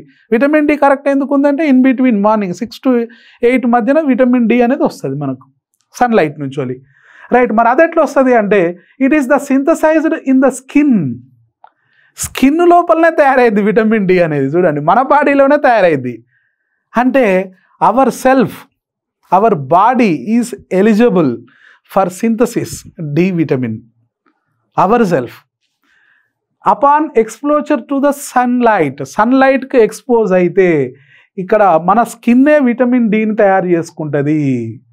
నెక్స్ట్ ఇంకేనంగా వస్తుంది మనం తినే ఫుడ్. మనం పొద్దునాడు సన్లైట్లో నడవు, ఎట్లా మరి విటమిన్ డి లేకపోతే అటేనా, వాకింగ్ చేయకపోతే అటేనా అంటే తినే ఫుడ్లో కూడా దొరుకుతుంది vitamin D. But natural vitamin D is available from sunlight. So నేచురల్గా మనకు విటమిన్ డి కావాలంటేనేమో సన్లైట్లో ఉంటే చాలా మంచిది, లేదా తినే తిండిలో కూడా విటమిన్ డి దొరుకుద్ది కొన్ని. Next sex hormones. Sex hormones. One is estrogen. It is the woman sex hormone. It can help in secondary sexual characters. Estrogen hormone ఎప్పుడైతే స్టార్ట్ అయిద్దో బాడీలో production, secondary sexual characters develop అవుతాయి. అంటే ఆడవాళ్ళల్లో ఆడ లక్షణాలకు సంబంధించిన అంగాలు డెవలప్ అవుతాయి. Testosterone in the male, that hormone can promote the secondary sexual characters in male. అంటే మీసాలు గడ్డాలు రావటం, గొంతు ముదురుపోవడం, సో ఇలాంటివన్నీ కూడా వీటి వల్ల వస్తాయి. ఓవరాల్గా ఈ రెండు హార్మోన్లను ఏమని పిలుస్తామంటే సెక్స్ హార్మోన్స్ అంటాం. ఇవి వీటితో పాటు సెక్స్ క్యారెక్టర్సే కాదు, సెకండరీ క్యారెక్టర్సే కాకుండా ఇంకా కొన్ని పనులు చేస్తాయి. So vital role, it can play vital role in bone health. అంటే బోన్ హెల్త్లో కూడా ఇవి హెల్ప్ చేస్తాయి. చూడండి, బోనే కాదు, హెయిర్లో కూడా, హెయిర్ గ్రోత్లో కూడా ఇవి హెల్ప్ చేస్తాయి. So promoting bone density and inhibiting the bone resorption. అంటే బోన్ ఎట్లుంటుంది అంటే బోన్ గట్టిగా ఉండడానికి కూడా ఈ హార్మోన్లు హెల్ప్ చేస్తాయి. బోన్ గట్టిగా ఉండాలంటే ఏం చేయాలి? రిసాప్షన్ని తగ్గియాలి. బోన్ రిసాప్షన్ అంటే ఏంది? బోన్ టిష్యూను బ్రేక్ చేయాలి. బోన్ టిష్యూ బ్రేక్ అయితే ఏం రిలీజ్ అవుతుంది? Calcium phosphate. అవి రిలీజ్ అయితే బోన్ ఏమైంది? ఇరిగిపోద్ది. అంటే ఆ మెకానిజాన్ని ఏమని పిలిచినాం? బోన్ రిసాప్షన్ అనాలి. అందుకే దీన్ని ఏం చేయాలి? తగ్గియాలి. Inhibit the bone resorption. అంటే అందులో ఏమున్నాయి? ఆస్టియోక్లాస్ట్ అనే సెల్స్ ఉన్నాయి. ఆ సెల్స్ లేకుండా చేయాలి. ఆ సెల్స్ లేకుండా చేయాలంటే ఈ రెండు హార్మోన్లు చేస్తాయి. If we have sufficient sex hormones, it can inhibit the bone resorption. Bone resorption అనే ప్రక్రియ అనేది ఇన్హిబిట్ చేయబడుతుంది అన్నట్టు, తొలగించబడుతుంది. A decline in these hormones during menopause. So menopause, so ఇక్కడ ఈ ఈస్ట్రోజన్ మరియు టెస్టోస్టిరాన్ హార్మోన్కు ప్రత్యేకత కూడా ఉంది. ఈస్ట్రోజన్ హార్మోన్ ఎందులో ఉంటుంది అంటే ఉమెన్లో ఉంటుంది అనుకున్నాం ఇప్పుడే. ఈస్ట్రోజన్ ఉమెన్ యొక్క సెక్స్ హార్మోన్ ఇది. ఈ ఈస్ట్రోజన్ హార్మోన్ ఏం చేస్తుంది? బోన్స్ గట్టిగా ఉండడానికి తోడ్పడుతుంది. So bones durability, it can help bones durability along with sex characters, secondary sex characters. Secondary sex క్యారెక్టర్స్తో పాటు ఏం పని చేస్తుంది? ఈస్ట్రోజన్ బోన్ డ్యూరబిలిటీ, బోన్ గట్టిగా ఉండడానికి హెల్ప్ చేస్తుంది. ఎట్లా హెల్ప్ చేస్తుంది అంటే బోన్ రిసాప్షన్ అనే ప్రాసెస్ జరగకుండా తొక్కేస్తుంది. Inhibit the bone resorption, therefore the bone become strengthy. ఇంకేం పని చేస్తుందంటే, మరి ఈస్ట్రోజన్ ఎప్పటి వరకు ప్రొడ్యూస్ అయింది బాడీలో ఆ ఉమెన్కు? It can link with the age, usually 50 years. When a woman reach to the 50 years, the quantity of estrogen can decrease.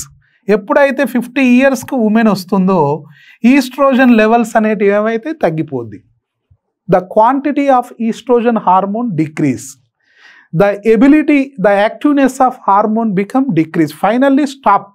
అసలు ఈస్ట్రోజన్ హార్మోనే ప్రొడ్యూస్ కాదు 50 క్రాస్ అయితే. ఇప్పుడు ఈస్ట్రోజన్ హార్మోన్ ప్రొడ్యూస్ కాలే, డిక్రీజ్ అయింది, absent, completely oestrogen hormone absent in the body, women body. ఇప్పుడు oestrogen hormone లేదు. Oestrogen hormone లేనప్పుడు ఏమైతే ఆటోమేటిక్గా బోన్ రిసాప్షన్ అనేది డెవలప్ అయింది. అంతసేపు ఇన్హిబిట్ చేసింది కదా, ఈస్ట్రోజన్ హార్మోన్ ఉండటం వల్ల బోన్ ఏంది పగలకుండా ఆపింది, బోన్ పగలకుండా ఆపింది, ఆ సెల్స్ పగలకుండా ఆపింది. ఇప్పుడు ఈస్ట్రోజనే లేదు, ఆబ్సెంట్. కాబట్టి ఏమవుతుంది? ఇమ్మీడియట్గా బోన్ రిసాప్షన్ స్టార్ట్ అయింది. Bone resorption will be active. ఇది యాక్టివ్ అయింది, బోన్ రిసాప్షన్. అంటే దీనిలో ఏముంటాయి? ఆస్టియోక్లాస్ట్ అనే సెల్స్ ఉంటాయి. ఆ సెల్స్ ఏం పని చేస్తాయి? బోన్ను విచ్చగొడుతుంది. బోన్ సెల్స్, బోన్ టిష్యూ సెల్స్ను బ్రేక్ చేస్తుంది. బ్రేక్ చేయడం వల్ల ఏమైంది? బోన్లో ఉన్న కాల్షియం ఫాస్ఫేట్స్ బయటికి రిలీజ్ అవుతాయి. కాబట్టి బోన్ ఏమవుతుంది? వీక్ అవుతుంది. సో ఎప్పుడైతే బోన్స్ వీక్ అవుతాయో that leads to bone loss, that is called osteoporosis.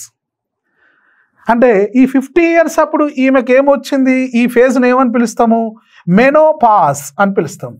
So oestrogen hormone ఎప్పుడైతే ఆగిపోతుందో ఆ స్టేజ్ని మెనోపాస్ అని పిలుస్తాం. పాస్ అంటే ఏంది? ఆగిపోవడం. పాస్ అనగానే ఆగిపోవాలి. మెనోఫాస్ అంటే menstruation cycle will be stop, ఆగిపోద్ది. మెనిస్ట్రేషన్ సైకిల్ అనేది ఆగిపోద్ది. మెనిస్ట్రేషన్ సైకిల్ ఎందుకు ఆగిపోయింది అంటే ఈస్ట్రోజన్ లెవెల్స్ ఆర్ బికమ్ 0. అంటే యూజువల్గా 50 ఇయర్స్కి వచ్చేసరికి ఉమెన్లో ఈ మెనోఫాజ్ అనేది వస్తుంది సహజంగా. మెనోఫాజ్ దశ వచ్చినప్పుడు ఉమెన్లో ఎట్లుంటుందంటే ఆందోళనగా ఉంటుంది, భయంగా ఉంటుంది, వాళ్ళ జీవితం పట్ల వాళ్ళకే భద్రత ఉండదు. అప్పుడప్పుడు అవసరమైతే జ్వరం వస్తుంది. ఆ టైంలో మెనోఫాజ్ స్టేజ్లో జ్వరం కూడా వస్తుంటుంది. చాలా ఆందోళనగా ఉంటారు వాళ్ళు. ఆ టైంలో స్టెబిలిటీ, మెంటల్ స్టెబిలిటీ ఉండదు, వాళ్ళకు భయం అనిపిస్తుంది. కాబట్టి దైవ చింతన అనేది అప్పుడు స్టార్ట్ అయ్యింది. దైవ చింతన అవుతుంది అంటే మనసును సైడ్కు మార్చడం అన్నట్టు. అందుకే దైవ చింతన వృద్ధాప్యంలోనే ఎందుకు వస్తుంది అంటే ప్రధానంగా ఆ స్టేజ్లో భయం అనిపిస్తుంది, ఆందోళన ఉంటుంది. కాబట్టి వాళ్ళు దైవ చింతన వైపు టెంపుల్ సందర్శించడం ఇవన్నీ కూడా చేస్తూ ఉంటారు డైవర్ట్ కావడానికి. సో ఆ టైంలో మనం వాళ్ళకు ధైర్యాన్ని ఇవ్వాలి. ఎంత ధైర్యవంతులకైనా ఆ టైంలో సఫర్ అవుతుంటారు. రైట్, అది మెనోఫాజ్ ఉమెన్లో కనిపిస్తుంటుంది. కాబట్టి వాళ్ళకు మోకాల నొప్పులు ఎప్పుడు స్టార్ట్ అవుతాయి? 50 ఇయర్స్ తర్వాత స్టార్ట్ అవుతుంటాయి. ఎందుకు అంటే link with menopause, link with oestrogen hormone, link with bone resorption, therefore leads to osteoporosis. మోకాల నొప్పులు అంటాం. ఇక వాళ్ళు మోకాల నొప్పులు నడుస్తుంటారు, ఇట్లా అనుకుని నడుస్తుంటారు. స్టార్ట్ అయింది 50 ఇయర్స్. రైట్, కొన్ని కామన్ డిజార్డర్స్ చూద్దాం, ఎలాంటి డిజార్డర్స్ ఉంటాయో. Common disorders in skeleton system. One is osteoporosis. First disorder అదే, ఇక్కడ ఉన్న డిజార్డరే 50 ఇయర్స్ ఉమెన్లో ఉన్న డిజార్డర్ ఆస్టియోపోరోసిస్. సో ఇందులో ఎట్లుంటుంది అంటే decrease the bone density. So bone బరువు తగ్గుద్ది, లైట్ వెయిట్ అయింది బోను. ఎందుకని already bone lose calcium phosphate కదా, దానివల్ల బోన్ రిసార్షన్ వల్ల ఏమవుతుంది, కాల్షియం ఫాస్ఫేట్లు బ్లడ్లోకి రిలీజ్ అవుతున్నాయి. Therefore the density become less, decrease అంటే బోన్ బరువు తగ్గింది. Increase fragility, making bones more susceptible to the fractures. ఇరిగిపోవడానికి అవకాశాలు ఎక్కువ ఉంటాయి. ఇప్పుడు ఇక బోన్ వెయిట్ తగ్గింది, కాల్షియం ఫాస్ఫేట్లు లేవు, కాబట్టి బోన్స్ ఇరిగిపోయే అవకాశం ఉన్నది. సో దేనికి లింక్ ఉందంటే ఏజ్కి లింక్ ఉంటుంది, హార్మోన్స్కు లింక్ ఉంటుంది, న్యూట్రిషన్ డెఫిషియన్సీ కూడా ఉండొచ్చు. ఈ మూడిటికి లింక్ ఉంటుంది. ఒకటేమో ఏజ్ 50 ఇయర్స్, సెకండ్ ఏమో హార్మోన్స్ తక్కువ ఉండడం, ఈస్ట్రోజన్ ఎట్లా తక్కువ ఉంటుంది, థర్డ్ ఏంది న్యూట్రిషన్. కనీసం న్యూట్రిషన్ డైట్ అన్న మంచిగా తీసుకోవాలి. అది కూడా తీసుకోకపోతే కంపల్సరీగా వాళ్ళకు ఈ పోరోసిస్ వస్తుంది, ఆస్టియోపోరోసిస్ వస్తుంది. తొందరగా బోన్స్ ఇరిగిపోయే అవకాశం ఉంటుంది వాళ్ళకు. Osteoarthritis next common disorder. Arthritis, A generative joint disease that result in the break down of cartilage. So ఇక్కడ ఆర్థరైటిస్ ఇది కూడా మోకాళ్ళకు సంబంధించింది, నీస్కి సంబంధించింది. ఆర్థరైటిస్ అంటే ఏంది, break down the cartilage. So cartilage అంటే ఏంది, మెత్తటి ఎముక, మృదులాస్థి అంటాం తెలుగులో. మృదులాస్థి ఏమైంది, ఇక్కడ మెత్తగా ఉన్న ఎముక కూడా ఇరిగిపోయింది. మోకాళ్ళల్లో ఉన్నది అనుకోండి ఎగ్జాంపుల్, ఆ మోకాళ్ళల్లో ఉన్న మెత్తటి ఎముక విరిగిపోయింది కాబట్టి ఆటోమేటిక్గా ఏమవుతుంది, బోన్ స్ట్రక్చర్ చేంజ్ అయింది. When the cartilage bone break down, the joint structure, the bone structure become change, leading to the pain, stiffness and reduce the mobility. So చాలా పెయిన్ వస్తుంది. ఇక కదలలేరు అన్నట్టుగా కొద్ది కదులుతుంటారు, ఇట్లా అమ్మ అనుకుంటా కదులుతుంటారు. ఎందుకు, ఆ నీస్లో ఉన్న కార్టిలేజ్ అనే మెత్తటి ఎముక బ్రేక్ అయింది. ఆ బ్రేక్ అయితేనే ఆర్థరైటిస్ వస్తుంది. అంటే అప్పుడు వాళ్ళకు ఆపరేషన్ అవసరం, ఆర్థరైటిస్ వాళ్ళకు ఆపరేషన్ అవసరం. రీజన్ బోన్ ఇరిగిపోకపోతే ఏ ప్రాబ్లం లేదు, కానీ ఇరిగిపోతుంది ఆ టైంలో యూజువల్గా. Next rheumatoid arthritis. Rheumatoid arthritis అంటే ఆటో ఇమ్యూన్ డిజార్డర్. సో ఇది ఇమ్యూన్ సిస్టమ్, మన సెల్ఫ్ ఇమ్యూన్ సిస్టమ్ బాగలేకపోతే అప్పుడు వచ్చేది rheumatoid arthritis. So it is chronic అంటే క్రానిక్ ఇన్ఫ్లమేషన్. మన ఇమ్యూన్ సిస్టమే బాగలేదు కాబట్టి మోకాళ్ళ దగ్గర ఎప్పుడు వస్తూనే ఉంటుంది. క్రానిక్ అంటే అర్థం దీర్ఘకాలికం. ఫస్ట్ ఒకటి వస్తుంది, జ్వరమో ఏదో దగ్గు ఏదో వస్తుంది, అస్సలు బోధిగా దగ్గుతూనే ఉంటాం, దాన్ని క్రానిక్ అని పిలుస్తాం. ఆయాసం వస్తుంది, అస్తమా, ఫస్ట్ 4 రోజులు వస్తుంది, తర్వాత 10 రోజులు, ఆ తర్వాత 2 నెలలు ఉంటుంది, తర్వాత జీవితాంతం ఉంటుంది. ఇలా చాలా సంవత్సరాల పాటు కానీ లైఫ్ లాంగ్ కానీ కన్వర్ట్ అయ్యే డిసీజెస్ను క్రానిక్ డిసీజెస్ అంటాం. సో ఏ డిసీజ్ అయినా క్రానిక్గా కన్వర్ట్ కావద్దు. షుగర్ వస్తుంది, షుగర్ వచ్చినప్పుడు కొద్ది రోజుల దాకా షుగర్ టెస్ట్లు చేసుకుంటాం, దాన్ని రెడ్యూస్ చేసుకోవాలి, షుగర్ పెరగకుండా చూసుకోవాలి, దానికి తగ్గ చర్యలు తీసుకుంటే అది క్రానిక్గా కన్వర్ట్ కాదు. Once that become chronic that never go back, ఇక వెనకకు పోదు అది క్రానిక్ అయిందంటే. సో ఈ క్రానిక్ డిసీజ్ పేషెంట్లు ఎవరైతే ఎక్కువ ఉంటారో వాళ్ళు హాస్పిటళ్లకు రెగ్యులర్ పేషెంట్లు అన్నట్టుగా, వాళ్ళు నెల పోయి వాళ్ళ రూమ్ రెంట్ వీళ్ళే చెల్లిస్తారు క్రానిక్ పేషెంట్లు. సో హాస్పిటల్ వాళ్ళు కూడా క్రానిక్ పేషెంట్లకు కొన్ని పర్సంటేజ్లు కూడా ఇస్తుంటారు, అంటే ఇక వాళ్ళు రెగ్యులర్గా రావాలి గిరాకీ, అది కూడా రెగ్యులర్ గిరాకీ అన్నట్టు. సో హాస్పిటళ్లకు రెగ్యులర్ గిరాకీ ఇవ్వాలంటే క్రానిక్ డిసీజ్ పేషెంట్లు, ఇక అది ఏ క్రానిక్ డిసీజ్ అయినా కావచ్చు, జనరల్గా ఇదే ఉంటుంది. ఈ రుమెంటాయిడ్ ఆర్థరైటిస్ క్రానిక్ డిసీజ్ లక్షణాలు ఎట్లుంటాయి అంటే జాయింట్స్లో ఇన్ఫ్లమేషన్ ఉంటుంది, మంట, పెయిన్ ఉంటుంది, స్వెల్లింగ్ ఉంటుంది, నెక్స్ట్ కొంచెం డిస్ట్రక్షన్ కూడా ఉంటుంది, జాయింట్లో కొద్దిగా అటు ఇటు ఊగుతున్నట్టు అట్లా అనిపిస్తుంది అన్నట్టు. సో ఇది రుమెంటాయిడ్ ఆర్థరైటిస్. ఇది ఎట్లా వస్తుంది అంటే auto immune disorder, immune system సరిగా లేక. నెక్స్ట్ ఫ్రాక్చర్స్, ఇరిగిపోతాయి. ఫ్రాక్చర్స్ అంటే caused by trauma, stress, underlying health conditions. ఒక్కొక్కసారి కింద పడకుండా కానీ బోన్స్ ఇరిగిపోవచ్చు, వాటిని ఫ్రాక్చర్స్ అంటాం. 2 టైప్ ఫ్రాక్చర్స్, క్లోజ్డ్ ఫ్రాక్చర్స్, వీటిని సింపుల్ ఫ్రాక్చర్స్ అంటాం, చిన్న చిన్నవి. దెన్ ఓపెన్ ఫ్రాక్చర్స్ అంటే కాంపౌండ్, చాలా దుక్కులు ఇరిగిపోద్ది బోన్, ఒకటే బోను 3-4 దుక్కులు ఇరిగిపోద్ది, అట్లా ఇరిగిపోతే దాన్ని కాంపౌండ్ అంటాం. దీన్నే ఓపెన్ ఫ్రాక్చర్ అని పిలుస్తాం. సింపుల్గా ఒక్క దగ్గరనే ఇట్లా కట్ అయింది అనుకో, ఇట్లా ఉందనుకో, ఇట్లా కట్ అయింది అనుకో, దీన్ని సింపుల్ అంటాం. దీన్ని సింపుల్ ఫ్రాక్చర్ అని పిలుస్తాం ఒక్క దగ్గర అయితే. Next ఫాగెట్ disease, A disorder characterised by abnormal bone remodelling leading to enlarged. ఫాగెట్ disease, ఇది ఒక డిసీజ్, దీన్నే ఫాగెట్స్ డిసీజ్ అంటాం. అనుకోకుండా బోన్ ఏమైందంటే గిట్లా ఉన్న బోన్ కాస్త ఏమైంది అంటే ఈ రకంగా అయింది, ఇట్లా ఉన్న బోను ఇట్లా అయింది, అంటే బోన్ సైజ్ ఏమైంది, ఇంత లావైంది బోను. సో అబ్నార్మల్ గ్రోత్ అన్నట్టుగా, abnormal bone remodelling. So excess growth అయింది, ఇంత లావైంది బోన్, అది అలాంటి బోన్లు ఉంటే ఆ డిసీజ్ను ఫాగెట్ డిసీజ్ అని పిలుస్తాం. సో ఇది చాలా బాధ కదా, గిత్తత్తున్న బోన్ ఇంత లావైతే పెయిన్ ఉండదా, చాలా పెయిన్ ఉంటుంది అన్నట్టు. So the role of nutrition, bone skeleton system బాగుండాలంటే కాల్షియం ఉండాలి. So vital for bone formation and strength. కాబట్టి మనం కాల్షియం ఎక్కువగా ఉన్న ఫుడ్ ఏంటిది అంటే dairy products, milk. Therefore growing children must take every day 1 glass of milk. పిల్లలు పాలు తాగాలి 1 గ్లాసు అంటారు, చిన్న స్టోరీలలో కూడా రైమ్స్లో కూడా ఇస్తారు, ప్రతిరోజు లేవాల గిలాసర పాలు తాగాలనే రైమ్ కూడా ఉంటుంది. ఎందుకు తాగాల గిలాసర పాలని వాడు అడిగిన అనుకో ఏం చెప్పాలి మనం, అందులో కాల్షియం ఉంటుంది. కాల్షియం ఉంటే బోన్ హెల్దీగా ఉంటుంది, బోన్ హెల్దీగా ఉంటే గ్రోత్ బాగుంటుంది. సో దేర్ ఫోర్ కాల్షియం అనేది అన్ని రకాల మిల్క్ ప్రోడక్ట్స్లో దొరుకుతుంది, అన్ని రకాల. కాబట్టి డైరీ ప్రోడక్ట్స్ అనేది మెయిన్ ఇంపార్టెంట్. మిల్క్లో ఎక్కువ దొరుకుతుంది కాల్షియం. మరి మీట్లో దొరకదా, మాంసంలో బొక్కలలో దొరకదా అంటే దొరుకుతుంది, కానీ ఇది జనరల్గా దొరికేది అన్నట్టు. లీఫీ గ్రీన్స్, ఫోర్టిఫైడ్ ఫుడ్, వీటన్నిటిలో కూడా కాల్షియం ఉంటుంది. వైటమిన్ డి ఆల్రెడీ మనం మాట్లాడుకున్నాం. సన్ ఎక్స్ప్లోజర్ అంటే సూర్యశక్తిలో మార్నింగ్ 6 to 8 మధ్యలో ఉంటుంది. అలాగే ఫ్యాటీ ఫిష్, కొన్ని రకాల ఫిషెస్లో కూడా ఈ వైటమిన్ డి దొరుకుద్ది, ఇంకొన్ని ఫుడ్లో కూడా దొరుకుద్ది. ప్రోటీన్ అనేది యూజువల్గా పల్సెస్లో దొరుకుద్ది, మీట్లో కూడా దొరుకుద్ది.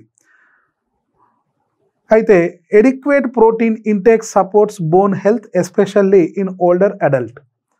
ఎంత పడితే అంత తినొద్దు, ఎంత అవసరమో అంతే తినాలి ప్రోటీన్. ఎక్కువ ప్రోటీన్ తినడం వల్ల గౌట్ డిసీజ్ వచ్చే అవకాశం ఉంటుంది. గౌట్ అంటే ఏంది, బాడీలో యూరిక్ యాసిడ్ ఏర్పడడం వల్ల ఆ యూరిక్ యాసిడ్ కాస్త పార్టికులేటెడ్ యూరిక్ యాసిడ్ ఏర్పడుద్ది. యూరిక్ యాసిడ్ కాస్త ఎట్లా అయింది, పార్టికులేటెడ్ అంటే ఏంది, స్ఫటికాలు, చక్కెర స్ఫటికాల లాగా ఏర్పడి మోకాళ్ళలో డిపాజిట్ అయింది. అందుకే ఆ మోకాళ్ళు కలుక్కు అంటాయి అన్నట్టు నడిచేటప్పుడు. సో ఆ భాగం కొంచెం వాపు కూడా ఉంటుంది, దాన్నే గౌట్ డిసీజ్ అంటాం. సో గౌట్, మరి ఈ గౌట్ డిసీజు ఎందుకు వస్తుంది అంటే యూరిక్ యాసిడ్ వల్ల. యూరిక్ యాసిడ్ ఎందుకు ఫామ్ అవుతుంది అంటే అడెనైన్ అనే నైట్రోజన్ బేసెస్ 4 ఉంటాయి, adenine, guanine, cytosine and thymine. అందులో అడెనైన్ ఉన్న ఫుడ్ కాక మనం తింటే అడెనైన్ ఉన్న ఫుడ్ ఎందులో ఉంటాయో అలాంటి ఫుడ్ కాక తింటే అడెనైన్ అనేది యూరిక్ యాసిడ్గా కన్వర్ట్ అయ్యింది. ఆ పేషెంట్లలో యూరిక్ యాసిడ్ అనేది పార్టికులేటెడ్ అయింది. ఎక్కడ అంటే ఎస్పెషల్లీ నీస్లో, ఆ నీస్లో నడవరాదిగా గౌట్ డిసీజ్ అయింది. గౌట్ డిసీజ్ క్రానికల్గా మారుద్ది. ఇది మళ్ళీ క్రానికల్ డిసీజ్ అయింది. ఇక బోదు క్రానికల్ అయితే. ఈ గౌట్ డిసీజు మరి ఎప్పుడు అంటే మాంసంలో ఎక్కువ ఉంటుంది అడెనైన్ అనేది. మాంసం ఎక్కువ తిన్నా, ఆల్కహాల్స్ ఎక్కువ తాగినా అలాంటి వాటిల్లో అడెనైన్ పుష్కలంగా ఉంటుంది. ప్రధానంగా బియర్లో ఎక్కువ ఉంటుంది. ఇంకా అడెనైన్ బీర్ తాగొద్దు గౌట్ ఉన్నోళ్ళు. అయితే ఈ గౌట్ డిసీజ్ ఉన్నప్పుడు అయినా బీర్ తాగిండు అనుకుందాం, అయినా ఎక్సెస్ మీట్ తిన్నాడు అనుకుందాం, రెడ్ మీట్. అప్పుడు ఇమ్మీడియట్గా టో పెద్దది ఉంటుంది కదా, టో బొటన వేలు అంటాంగా, ఆ బిగ్ సైజ్ టో అనేది ఇంతలావు ఉబ్బుద్ది, ఇంతలావు అయింది. ఆ టోస్ అనేటివి ఇంతలావు అయింది బొటన వేలు. అది గౌట్ నడవలేకుంటారు, అస్సలు నడవలేరు. ఇక గౌట్ డిసీజ్ వస్తే అవన్నీ పార్టికల్ ఏదో ఇసుక రేణువులు మోకాళ్ళల్లో ఉంటే మనం ఎట్లా నడవుతుంది, కలుక్కు అంటుంటుంది కదా నడిచినప్పుడల్లా, ఇక పండుకోవాల్సిందే వాళ్ళు. ఓకే, ఇది గౌట్ డిసీజ్ అనేది వస్తుంది. అది ఒకటి రెండు క్వశ్చన్స్ చూద్దాం, MCQs. What are the 2 main divisions of the human skeleton? So human స్కెల్టన్లో 2 సిస్టమ్స్, 2 మెయిన్ పార్ట్స్ డివిజన్స్ ఉన్నాయి అనుకున్నాం. ఒకటి యాక్సైల్ అండ్ అపెండిక్యులార్. సో కొంత ప్రాక్టీస్ చేయాలి, గుర్తుండదు. అపెండిక్యులార్ అనేది మర్చిపోతుంటాం. Axial and appendicular. Second long and short, fibrous and cartilaginous, cortical and trabecular. So right answer ఏంటి అంటే axial and appendicular.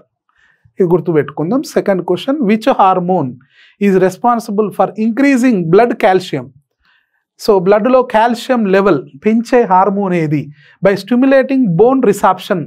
So bone resorption అనే మెథడ్ ద్వారా కాల్షియం లెవెల్ పెంచే హార్మోన్ ఏది అని అన్నాడు. 1 కాల్సిటోనిన్. సో ఇది థైరాయిడ్కి సంబంధించింది. ఈస్ట్రోజన్, ఇది sex hormone. PTH, parathyroid hormone, PTH. Vitamin D. So right answer ఏంది పారాథైరాయిడ్ హార్మోన్. ఇది కాల్షియం లెవెల్ను పెంచితే ఏది తగ్గిస్తుంది? కాల్సిటోనిన్ తగ్గిస్తుంది. సో ఈ రెండు కంట్రాస్ట్, ఒకదానికొకటి అపోజిట్ వర్క్ చేస్తాయి. ఇదేమో పెంచితే ఇది తగ్గిస్తుంది, ఇదేమో కాల్షియం లెవెల్ని పెంచుద్ది. ఇక్కడ క్వశ్చన్ అడిగింది ఏంది? ఇంక్రీజింగే అన్నాడు ఇక్కడ, అబ్జర్వ్ చేయండి. సో రైట్ ఆన్సర్ ఏంటిది? C, PTH. Next question, what is the primary function of osteoblast? ఇదేమో ఆస్టియోక్లాస్ట్, ఇదేమో osteoblast. In the skeletal system, a break down the bone tissue. Bone టిష్యూని బ్రేక్ చేస్తుంది, ఇది కాదు, ఇది బ్రేక్ చేస్తుంది. ఏది? ఇగో ఈ రిసార్షన్లో.